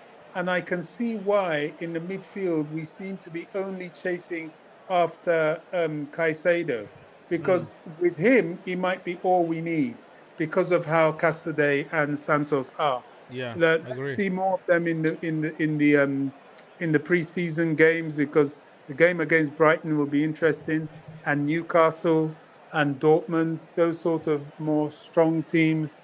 But if they perform well in those games, goodness, you know, they have to stay. They really do. Two questions, if I may. Go. Yeah. One about Gallagher. I don't know if it's my eyes or maybe I need glasses, but I seem to see the guy is suddenly bulked up, muscles. I don't know where he got them from. Is it in anticipation that he's going to play a deeper role, like in deeper midfield role, or is it he wants to be like a more Lukaku centre forward, whatever? And the second question, who's faster, Michael Jackson or Timo Werner? Oh, this new boy, Jackson. Those are good questions. You know, sometimes players bulk up at the start of a Premier League season because they know they need the muscle mass and energy. People underestimate the physicality of the Premier League. It's a tough man's league. There's no slouches, there's no weaklings. You've got to be tough. You go on a cold, rainy day at somewhere like Burnley or somewhere, even at Man City. You know, lots of people talk about how good they are and all that. Man City are a very physical side, and they will muscle you off the ball if you're not strong enough. So maybe that's the motive behind it. It works against some players because their body doesn't know how to handle the extra just like bulk. Lukaku did. Yeah, sometimes so I don't know. I don't pay too much attention to that. If he's a little bit bulkier, I just want to see his form, and if it works for him, fantastic. If he doesn't, the gruel nature of the season will make him shed it anyway. As for who's faster between Werner and Nicholas Jackson. Nicholas Jackson, we don't know yet. We haven't timed Nicholas Jackson's runs, but I think what would be of more interest would be if Jackson is the better finisher, which I believe he is, and if his timed run, I mean, his movement is so excellent that he's going to cause a lot of teams some problems this coming season, for sure. I agree with that, and let's just wait and see. The next game is going to be more complicated because it's Brighton for many reasons. This is a team that was built by Graham Potter for years. They lost a few players, but they already replaced them. Even Caicedo, they already have a master plan to replace. They always find the right person to replace the guy who just left, like Kukurea, and then they got a better one, and they're gonna always get better. They are more a team than Chelsea at the moment. But us, with the pride, with the energy, with we have nothing to lose. We might cause them some problems, but it's gonna be a very tough game. Don't expect too much. I am expecting probably a draw or we nick a goal, but it's gonna be. And let's wait and see if the Caicedo situation is gonna be resolved before that game. But we're still waiting. Another news we have trending here in the community is somebody called. I'll come back to you right now, Mr. People's Republic. I'm just reporting some news. Jacob Stenberg just reported that Tino Livramento, one of us from the academy, is getting closer and closer to signing for Newcastle United. Another talent from Chelsea Academy that we sold like for 5 million. We put a buyback clause option there, and then he got a bad injury, ACL injury. And last season he was out for the entire season. He didn't play any game, probably a few minutes in the last game of the season. But this he's working very hard, and it looks like Newcastle United are going to get him. And that means Chelsea are going to get some money.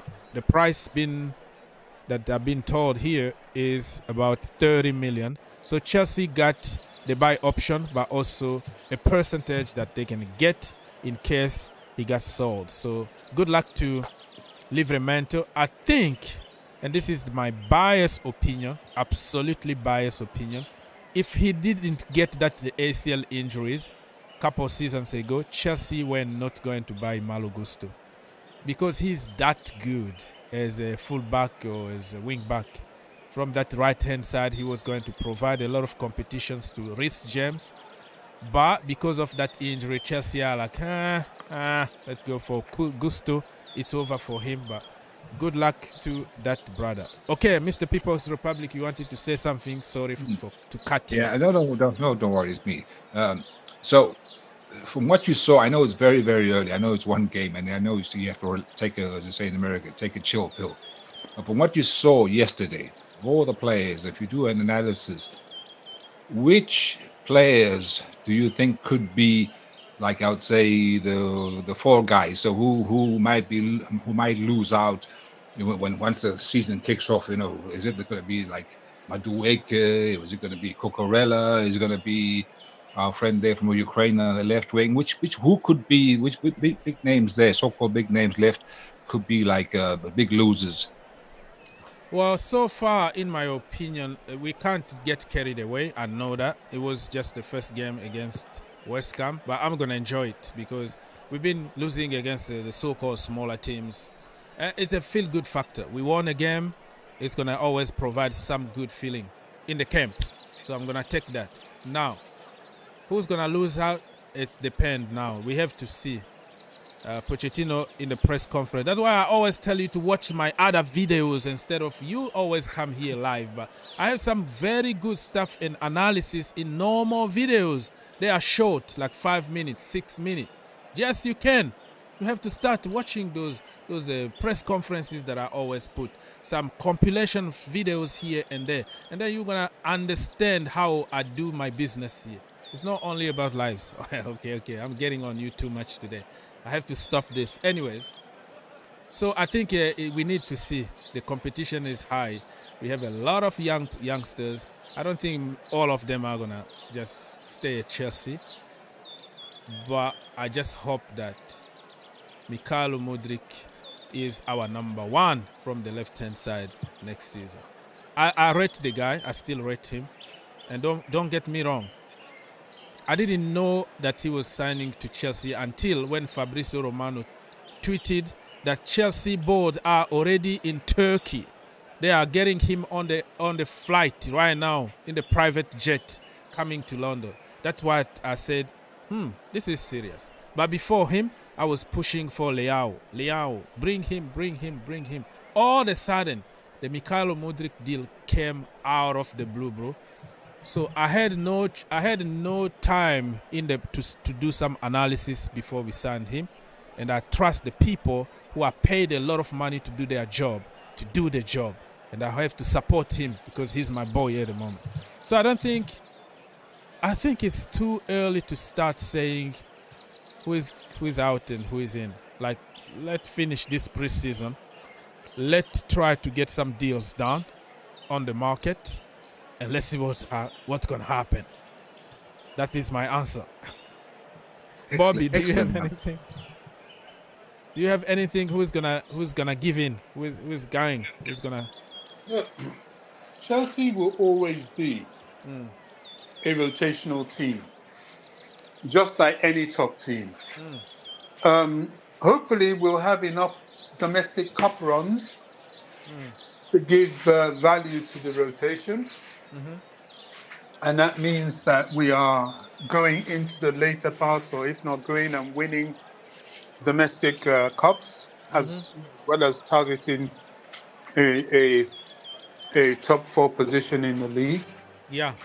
So we don't have winners and losers in our teams per se. However, after pre-season, there will be some youngsters going out on loan, maybe to Strasbourg or wherever.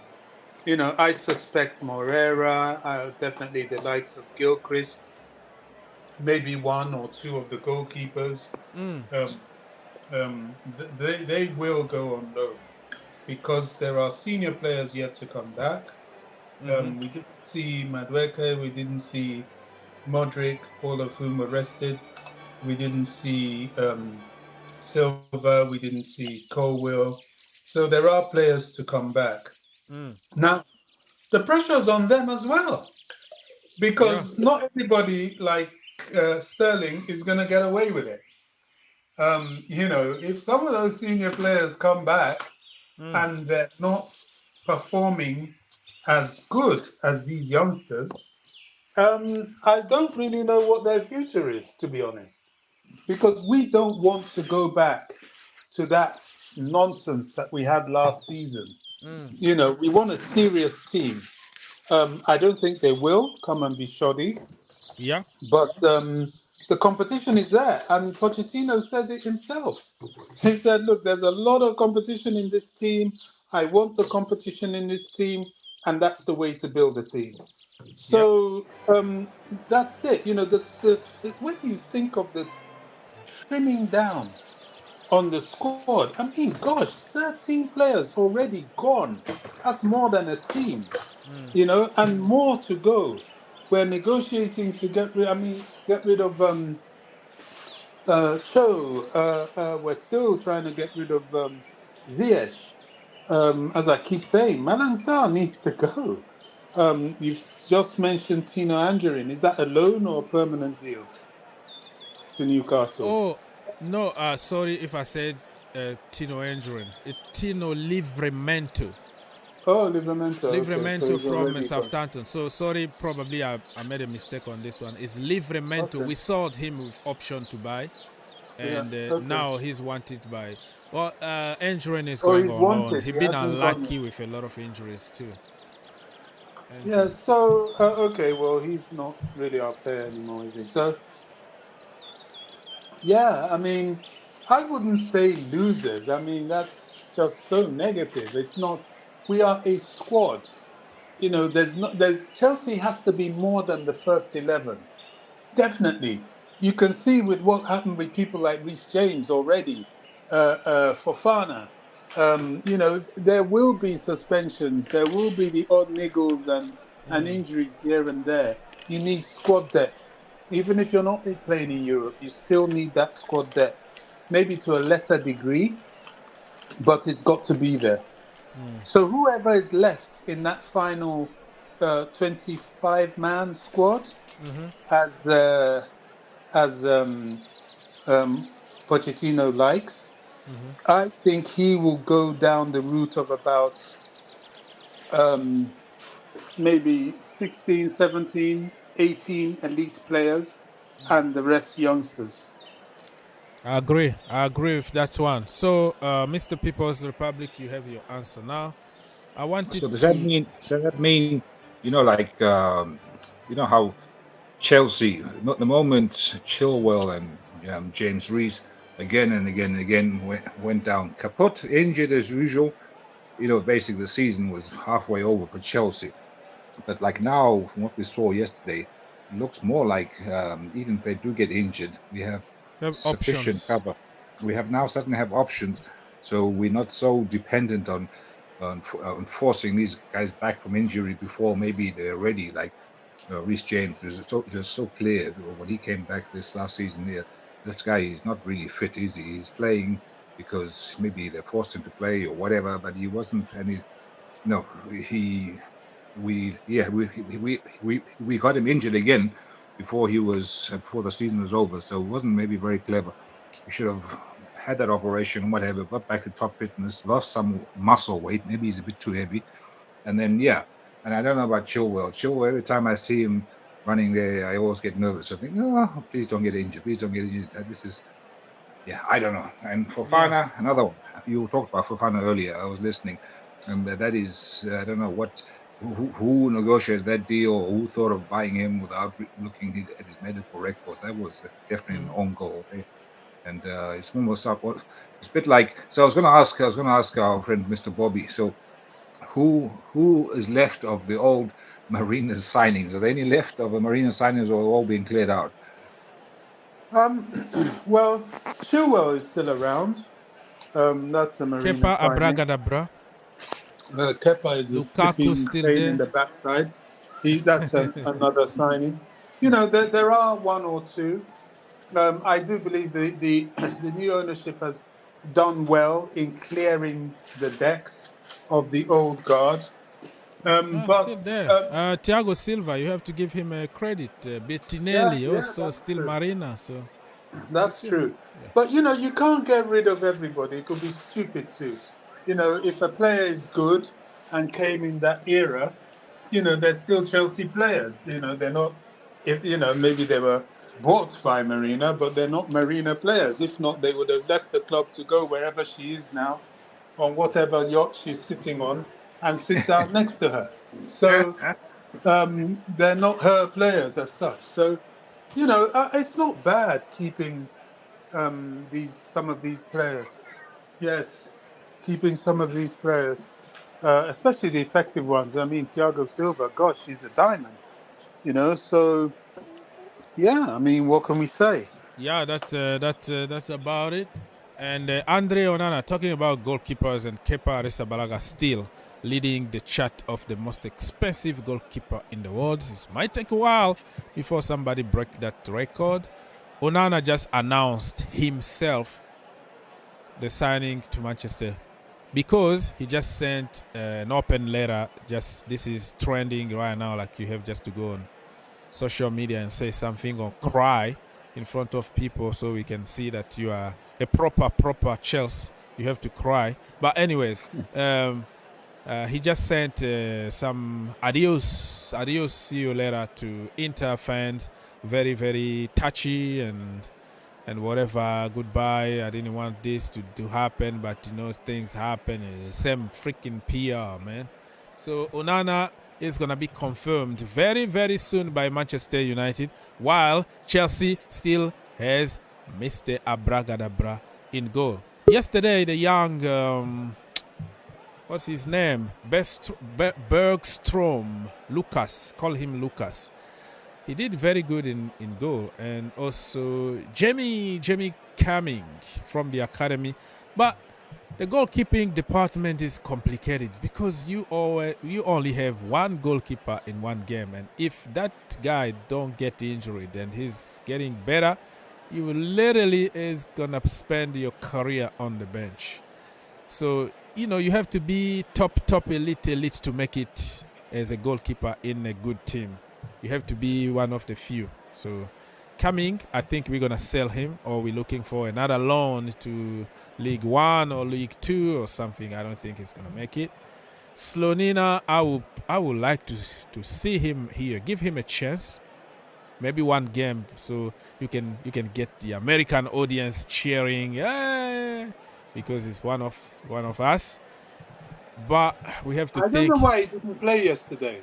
No, because the guy literally came late. You remember that there were so many competitions after the season was over. He was all over. He went to the World Cup U20s, and then he switched to another competition here in America, and a lot of competition. He'd been playing a lot of games, so need an extended period out. And I don't know what we're gonna do with him, because first of all, if he's not number one, I don't want to see him at Chelsea. I think it's the wrong decision if we're going to keep him on the bench. He needs to develop. A goalkeeper needs to play. You're going to lose a little bit of focus if you are on the bench, especially a goalkeeper. So let's wait and see what's going to happen to Gaga. But I'm hoping that probably against Dortmund or against Newcastle or whatever team, he might be playing probably 20 minutes or 30 minutes, whatever it's going to be. Mr. Le Français Dave, you are in the business. I was thinking you are one of those guys that will come here and just leave me alone because I didn't tell you that we are signing Haaland tomorrow, and I didn't hate Mason Mount, and Mason Mount didn't cry, and I supported. I was thinking he is one of those people, like when they hear what they don't want to hear, they are like, bye-bye. Like somebody, like I'm talking seriously here. Last night, I spent 5 hours making a long stream, and then after that, I had to sit again away from my Blue Army, make some videos, edit those videos, and I got some guys who came and say, "Why are you putting Conor Gallagher in the thumbnail? Are you suggesting that he need to stay and he's good?" And he said, "That's why I hate you." He told me so. I'm like putting somebody that you don't like in the thumbnail just because of your narrative, you think he's bad, is causing me all this problem. Because the problem I have here is I don't hate people, and I'm always positive about players because I see them beyond colors and beyond passport. And every time you support somebody that the majority on social media hate, you are the victim. People think you are the problem. We still have Gallagher or Mount in the team because of you. So they direct all this hate to you just because you didn't say what they wanted to hear. So yeah, go on, bro. How you been? Wow. Wow, you went through a lot yesterday, but I've been great. I've been playing a lot of football. I'm playing in UPSL. Okay, so I'm your agent. I'm your agent. Bingo. Am I getting the job or not? That is if America improve, All right, I can send you to Saudi, bro. Let's go get the money in Saudi. Let's buy our own island somewhere and live there with our private jet and yacht and everything. Okay, so don't worry about the American system. Let me be your agent. Saudi tomorrow, bro. Private jet, boom. Let me make it. Let me make it first. Okay. Because I'm in a UPSL semi-pro. All right. And the only team that we played against that like challenging was the Crew, Crew second team. So they've been trying to improve soccer in the MLS by opening a lot of like leagues lately, like the UPSL and the UPSL LS1. I don't know every steps yet, but that's what I've been doing this whole summer. Good for you. Good luck. I closed my eyes. Thank you. I closed my eyes and opened it. Who are all these players? I've been quiet. I have no comments because yesterday I watched the game and I'm like, who? You know how like last year you could tell by somebody's head shape who got the ball. I'm watching my screen and I'm like, who is this? The only person I recognized was Raheem Sterling, of course, when he kept missing the balls. But as far as I know, but you this know Chelsea their team, name on the pitch because they are getting their business done. Yes, last season of course. we knew their names. They are apparently big stars, but on the pitch, the rest is history. The rest is history. So now that we have probably people who are no-name brand. You know, in No America name, here, yeah. we used to have some no-name brand, right? Like some cheap stuff. Dollar store, no names for okay, so no name brand. Nobody is gonna understand that if you're not living here. But anyways, no name brand, but because of get all the these job done. It's no name, but it's good food. You get it, and it's gonna make you full, and you're gonna be healthy. all right. Let's go. You know what? It's true they got the job done. It's true they got the job done. If I had a magic stick, I would have turned all these players 24 to 25 already. So they're physical, so they're man. Because we won the game, I will hype it that we won. But maybe because I'm a Chelsea fan, I'm used to seeing big names in the team or something. But it's something weird. Like I'm still looking at this squad and I'm like, against Liverpool, well, where is I don't even know who's in the team anymore. Like when I'm looking at this team, the only people I know right now is Reece James, Thiago Silva, and Ben Chilwell and Chalobah. Nkunku is gonna cook Liverpool, bro. Yeah, Did you see Nkunku the game? too. Did you see the goal yesterday? That goal, 99.99% in the last 5 years, we're gonna miss that. Of course. Somebody is gonna just go and turn blank in Matter front of of fact, the the goalkeeper. ball- He forgets everything that he learned for his entire career. He's gonna shoot to the moon, or he's gonna try to do some stupid things there and get dispossessed. But Nkunku tried to go around, and then he almost missed it, and he waited for everybody kind of go one side, and bam. Like he understand, he was cool, collected, not to panic, because normally in those kind of situation, you panic and then it goes off target or something. And also, to be honest, if a certain player had the ball, that ball would have never found Nkunku. It would have gone to the left wing. Yeah. In the whole open space. Yeah, I think that ball was from Caicedo, right? Yeah, it was. But 99% of the time, if Jorginho was in the midfield, that ball ended up by Kepa Arrizabalaga. That ball was back.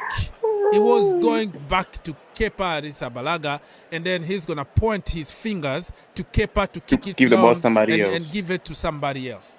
99%, the guy got the ball, turned, bam, he found an opening, broke all the lines, and he was through one-on-one. I agree. But if I give my confidence to this young team out of a 10, I would say I would give them like a 7 out of 10. Yeah, there's still a lot of room to improve, but yeah, 7 is about to improve. Because I believe that game was very slow. It was very slow a little bit, and then it was raining. They left us the ball. It was hot. But because in the Premier League, players just run like headless chicken, like just marking it. Marking it before you get the ball. This is the next level in the Premier League where I'm like, okay, this is where these youngsters, if they're gonna play against teams like West Ham, Liverpool, Burnley, they're gonna have to fight, to get a player off them even before they get the ball and things like that. But yeah, I give them a 7 out of 10. I'm waiting against Brighton, and hopefully then we will see what the team shape is going to look like. That's the reason why I've been so silent, because I'm like, I don't know any of these players. And I'm not one of those guys who's going to say, oh, I know him, he's just not good. I'm not going to bring them down. I'm just going, this is a brand new Chelsea, new revolution is looking like that. Even the Chelsea badge, through the TV, you can see it's brighten. It's shining. It's like, I like that vibe. So it's like, yeah, you are the new generation. I'm kind of old school because I think my Blue Army loves like that logo because it's flashy, it's shiny. That's what I love. But I think it's a modern thing. I want to keep it simple. Man, Chelsea, it's brighter than Arsenal's future. Oh, okay. I see what you mean. I can connect the dot here. So, people, let me just remind you just a little bit what happened yesterday, because we are going slowly and surely to close this show in like 10 minutes from now. So, Jan Madsen with couple goals, 3 minute, 42 minute. Conor Gallagher, 80th minute. Christopher Nkunku, 90th minute. Ben Chilwell, the captain, 90 minutes plus 2. And some statistic very important here. Shot, we had all the same amount of shot. Chelsea 11, Wrexham 11. But this is very important here. 5 shot on target for Chelsea, 5 goals. 1 shot on target for West Ham, 0 goal. And possession, we had 65%. It was going to be even better. It was very hot. I'm not giving any excuse here, but I'm telling you what really happened.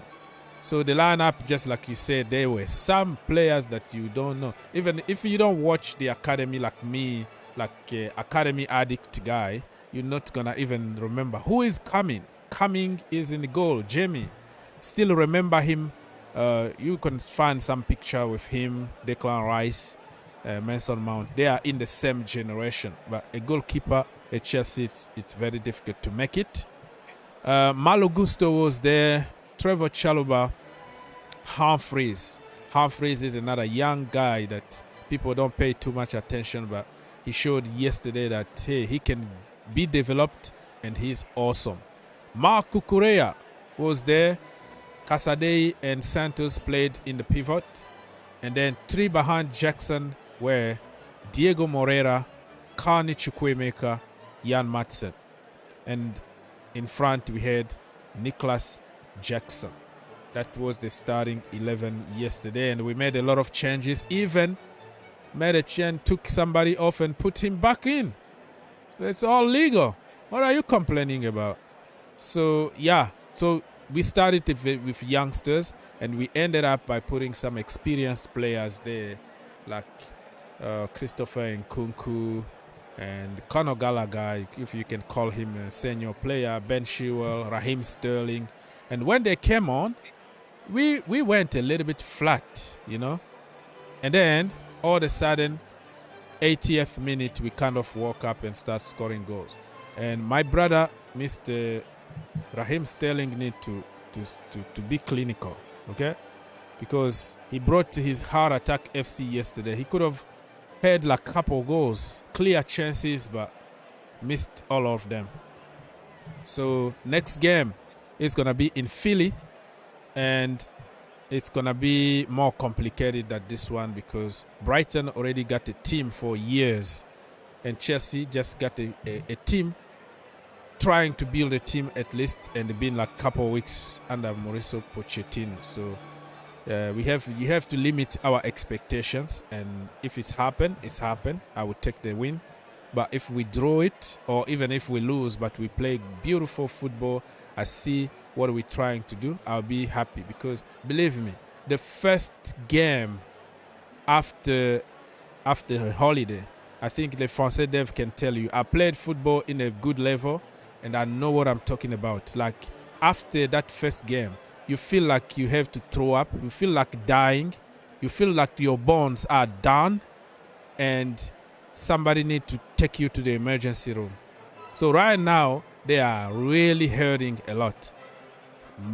Many of them are just in the physio room, taking massage and all that. Well, with new technology and medicine, it could be a little bit better. Get in the bucket, ice bucket, and put those inflated things on your legs. But I'm telling you right now, that game, the second game, is going to be the hardest one. So let's wait and see what's going to happen on Saturday in Philly. All right.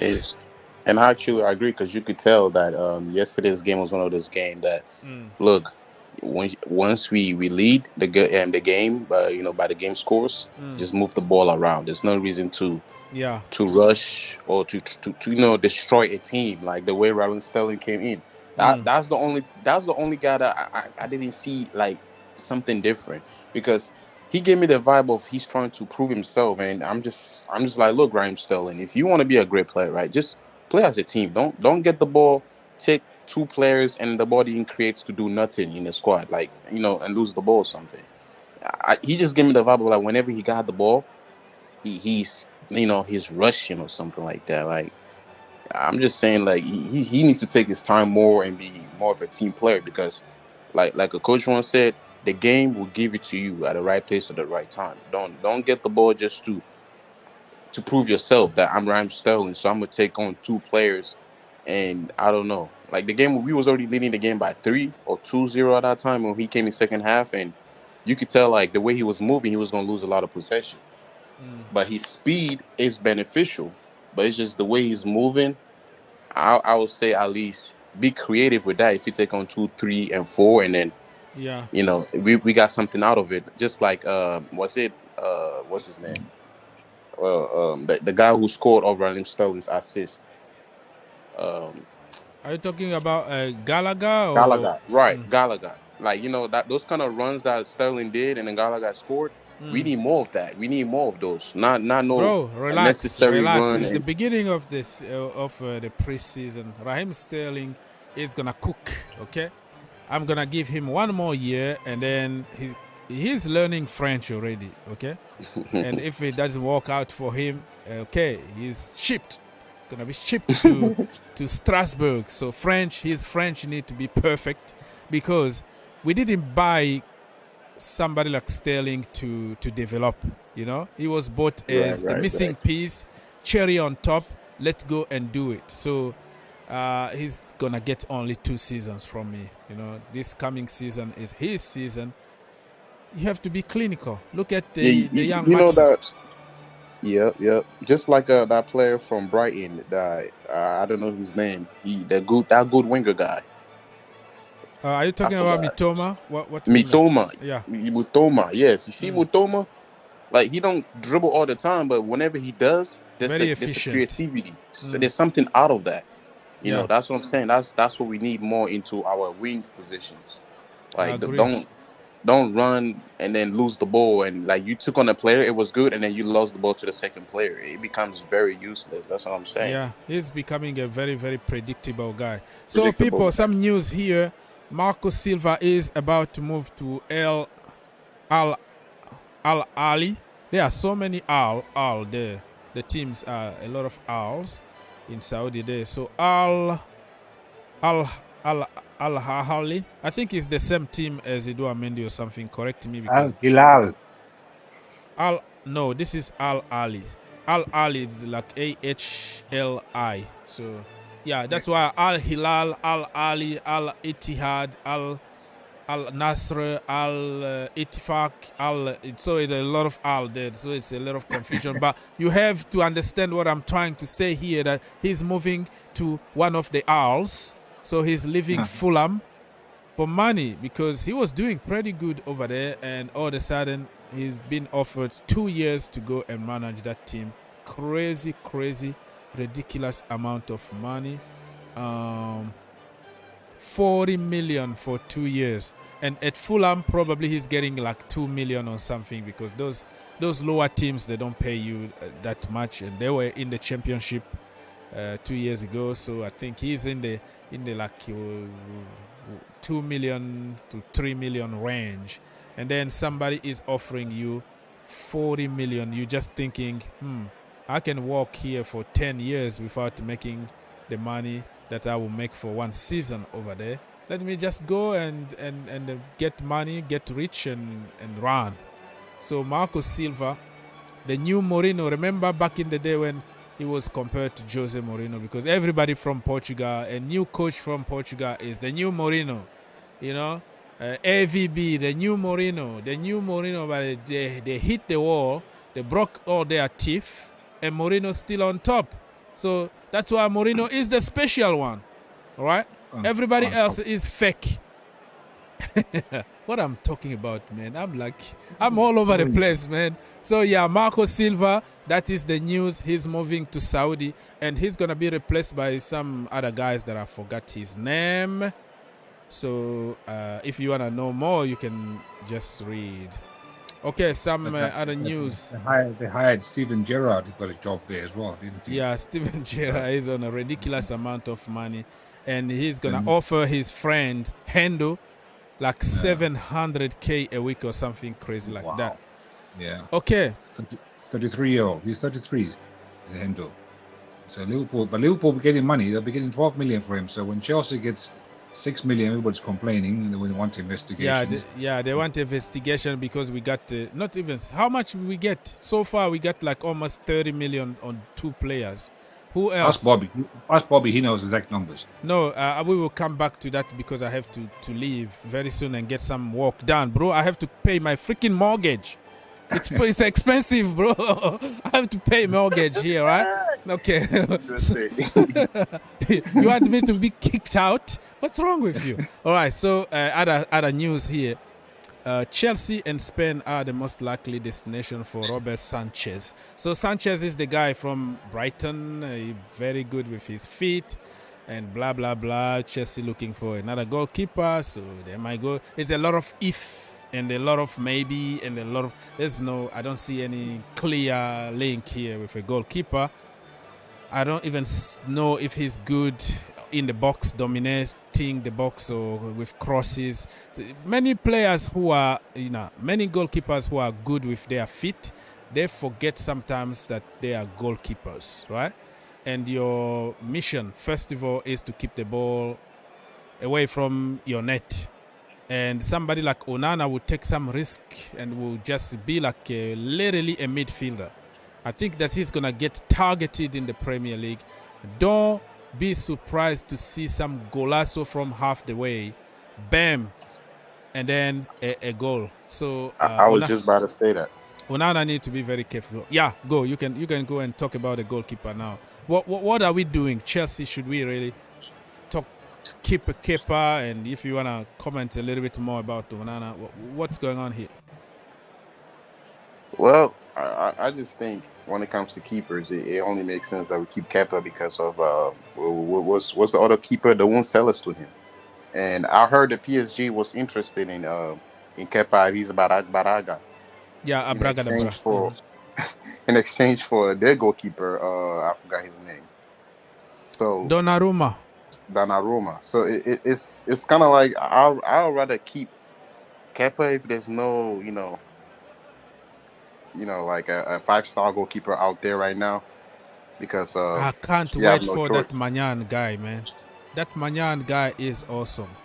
He got the size, he got the techniques, he got the aura, he got everything. They're playing the ball from the back, everything. He can even make an assist, that brother. That's how good he is.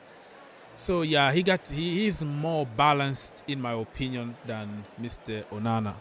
But it's gonna be a king ransom if we go for him. I think Onana got a little bit pride too.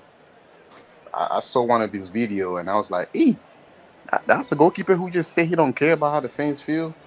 My goodness, he better prove his point when he's in United, because he cannot have a turnaround like Edouard Mendy. I wish him luck, because here at the Premier League, they love to challenge, like the guy who say he's better than everybody. They'll put 3 on you or 4 against 1. That's the only thing I don't like about the Premier League is out there. The way they defense and they target a certain particular players. Okay, so let me report something funny here. Roberto Firmino is playing for one of the Al's teams over there in Saudi, because it's so confusing. I'm not gonna even attempt to say it. So you're playing for Al number 1, Al number 2, Al. So you understand what Al he's playing for. And they just won like 18-0 in a preseason game. So remember a few days ago it was Thomas Tuchel and Bayern Munich went to some small teams and smashed them like 27-0. And I forgot another team that few days ago or a week ago, they also smashed another team like a 28 or 35-0 or something like that. I think it's just funny, it's just ridiculous, but it is what it is. So Bobby Firmino team just smashed some teams, a lot of goals to 0. Let me see if we have some update here before we leave. Is there Fabrizio, right? Mr. Romano. I don't see anything really Chelsea. We're still monitoring and waiting and scouting and all that. And Kai Havertz scored a golazo yesterday. And then he sent a message clearly on social media saying, like the yawning sign, like, I'm sick and tired of people criticizing me for the skill challenge that happened. He didn't score any goal in the skill challenge, and people went crazy. Chelsea fans, get over Kai Havertz. He's not your player anymore, okay? No. Let him alone. Don't give him always Chelsea fans It's are now following over. Mount, following Kai Havertz. They want them to fail so they can say, I told you so, they were bad. But, brother, you're going to get disappointed because they are not bad. They just were bad managed and bad coaching, bad systems. That's how I believe. But you feel free to believe on whatever you believe. So this is going to be our last topic. Mr. Francais Dev, can you see Kai Havertz be successful and what position he's going to play at Arsenal? And also to finish, you're going to say a little bit about Mason Mount. Are you one of those guys that wanted him to cry a lot and then say, I miss Chelsea, and cry for 2 days on the video? And what do you see them really being successful in their respective teams? Well, first off, I'll start with self-awareness. You know, I'm very good at looking at people and getting to know them and stuff like that, right? And Kai Havertz gave me the vibe of that one kid at tryouts. He missed a lot of chances, but yet, because of the name of his mom, is because of the name of his dad, he made it to the senior team. Look, he's I'm not a hater or anything, right? I want Kai Havertz to make it. I like the guy, but the way he stains, he don't give you a guy that's gonna challenge you. You know. Sometimes you could look at a player, and by the way he's staying, by the way he walking, his physique, you're like, this guy right there is a dangerous player. You get the total opposite when you see Kai Havertz. Like, his head is down sometimes, and he's being too sensitive. He's being too sensitive. That goal that he scored against the MLS All-Star, guess who didn't celebrate? Like you don't have to prove a point on that kind of goal. Like, you was like, how many feet was he far from the goal? Of course, that's going to be a goal. So my only advice to him is, bro, go to the gym, get an alpha to train you or something.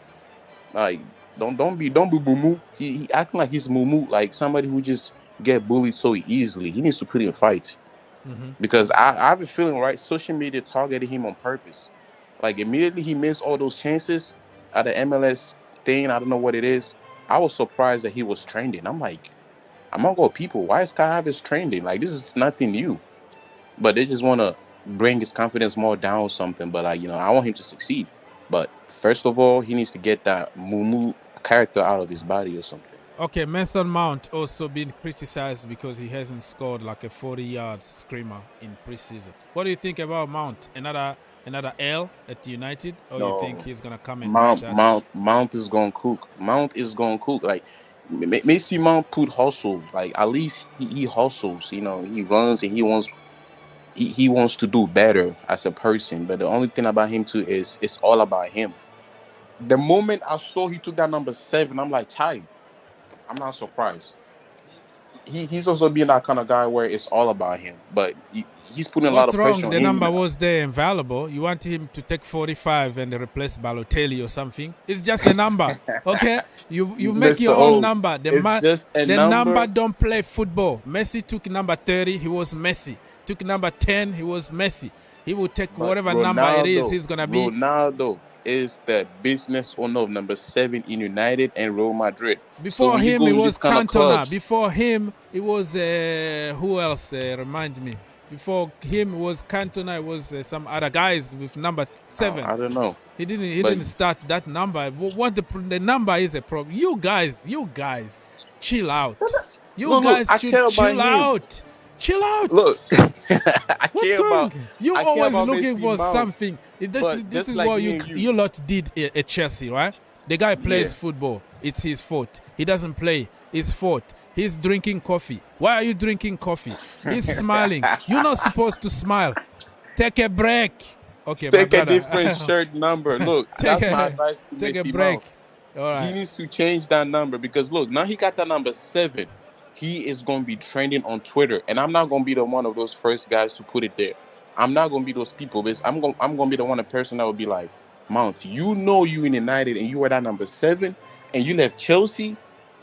Like, you got something to prove. Regardless of what he was going to do, it was going to be a problem. He took number 19 there. Why are you taking the number from Varane? If you were number 19, it would have been different. If you were number 19, it would have been different. But he came there and wore number 7. And guess what? The media already said he's the next Rooney, next Cristiano Ronaldo. Like, where's all this coming from? Leave Mount alone. He's not your player anymore. Say goodbye to people, my brother, and come back tomorrow. We have another show tomorrow. All right, guys. You guys have a wonderful day, and I'll make sure in the future I'll come back here. Look, by September, after Messi month, I've skied the ball in the air like 17 times. I'll come here and tell Oaks, I told you. You should have left the number 7 alone. Oh my goodness, Mount is gonna cook. Before you go, Le Français, Dave. Yes. So since our friend Dr. Oz is so stingy, he doesn't want to make any merchandise whatsoever. I am making a T-shirt on the internet with a cartoon character. I have no idea what you look like, but I'm going to make one. Le Français Dave. Le Français is a cool name, right? You got the coolest name in the world. Le Français Dave. Yeah, Le Français Dave. I got the joke. Thank you so much, Le Français Dave, and see you later, my brother. See you guys later. All right, let's go, Mr. People's Republic. Say your closing statement if you want to add something. The floor is yours. My closing statement is that last season, the highlight of last season was actually coming on here and doing therapy. Watching football with Chelsea was terrible. It was unwatchable. At least this program, this program gave us more entertainment, gave us more fun, gave us more chance to air out our frustrations. I hope this season this will be more. It'll be laughing. It'll be from success. It won't be therapy. It will be good things. I hope so. But brace yourself. Don't put a lot of hope because the kids are the kids. You see, the kids can be very, very high. You have the kid at home, right? You buy them toys today, they're going to be awesome, loving the toys. At some point, they get so disinterested on everything.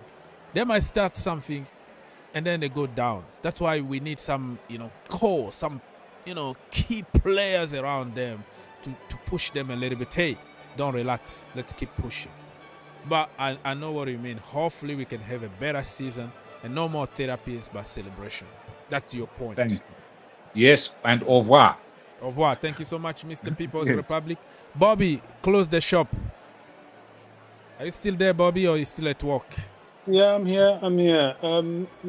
I think yesterday's showing has given us room for optimism. Yes. I was very interested in reading something online about the squad being down to 30. In fact, we have 30 the edge or what? 30 in number. Oh, okay. So we have close to one of the almost, I wouldn't say smallest squads, but we're the right size. I got your point now. I got the point. Yeah. Man United still have 35 players in their squad. So I think things are going very much in the right direction. Mm-hmm. And of that 30, I think 1 or 2 will still go out on loan. So we're very much in the right direction. It's still wait and see. There's still other games to play. We still must get Caicedo over the line. I think we do need a goalkeeper. We're looking at Diogo Costa. That's a must. Mm-hmm. It's not even a luxury anymore. It's a must that we pull these things off. Yeah. And do we need somebody else in midfield apart from Caicedo? Well, the performance of the youngsters in the pre-season will tell. Do we need a striker? I think the question there is there a striker out there that's good enough? I'm not sure there is at the moment. Look, I'm not that worried. I'm very encouraged by what I saw yesterday. And I have been this season, I'm just saying wait and see. The only place I'm beginning to get a bit impatient is the Caicedo deal. I think the saga has gone on for long enough. The price is set and the club just simply have to pay it, to be honest. He's worth it. Okay. I respect that, Bobby. Thank you so much. Love and peace to the family. Come back next time, my brother. Big up, man. Big up, man. Thank you so much. Appreciate it. So, everybody, I'm going to have to leave. I've been here for more than 2 hours. My voice is gone, tired, hungry. A lot of work to be done. And I appreciate you guys, everybody that was there helping Mr. Trend TV and all our brothers in the chat. Andrew Etsy showed up like after 1,000 years. Mr. Sokhang, and then Mr. People's Republic, and all of you guys. I can't really name everybody here. It's just the names that came through my mind at the moment. So stay tuned and go on the Green Turf YouTube channel or GFC YouTube channel. You're gonna find interviews, press conferences, no more videos, so you can still refresh yourself and keep up with what is happening in the Chelsea community. My videos also are entertaining. It's not only about talk in front of the camera, but also about calmness, about the editing, about something different, like relax people a little bit. So you're not gonna be disappointed about my videos. Give it a chance. No more videos are very important. I'll see you here probably tomorrow. I'm not gonna promise anything, but definitely on Saturday we're gonna be live. Watch along again on the GFC channel or the Soccer IQ YouTube channel. Live, watch along, call-in show. You don't have to pay us anything. I took all my monetization off because I don't want people feel like they have to give me anything, because I want my channels to be like the channel for the people for free. That's why I took all the monetization, all of them, like I demonetize everything, just to show you that I'm here for fun, for the family, and for everything. So don't worry about it. You come, you call us, and you have a great show. All right, so to finish, Aston Villa are having a hell of a window. So they just signed this Moussa Diaby guy. What a baller. And he chose to go to Aston Villa, and he was offered a crazy, ridiculous amount of money to go to Saudi, to Al Nassr, play with Cristiano Ronaldo, but he chose less money, way less money, to come to Aston Villa. So people, Aston Villa are the team to watch next season, right? Because that Una Emery guy, he is a proper coach. And now that he got some key element, they're going to play Europa Conference League. I'm afraid Aston Villa are going to win that Conference League next season. And they're going to push a lot in the Premier League. The only saving grace for Chelsea now is that we are not in Europe. And if we have to play with Aston Villa on the weekend, and they had to travel to Kazakhstan and come back to play on the weekend with Chelsea, they might be a little bit tired. So that is the only saving grace. But on paper, they got more experience. They got better players than Chelsea, let's be honest. But we are Chelsea. Anything can still happen. Thank you so much. God bless. Think outside the box. Be cool like N'Golo Kante. And see you next time.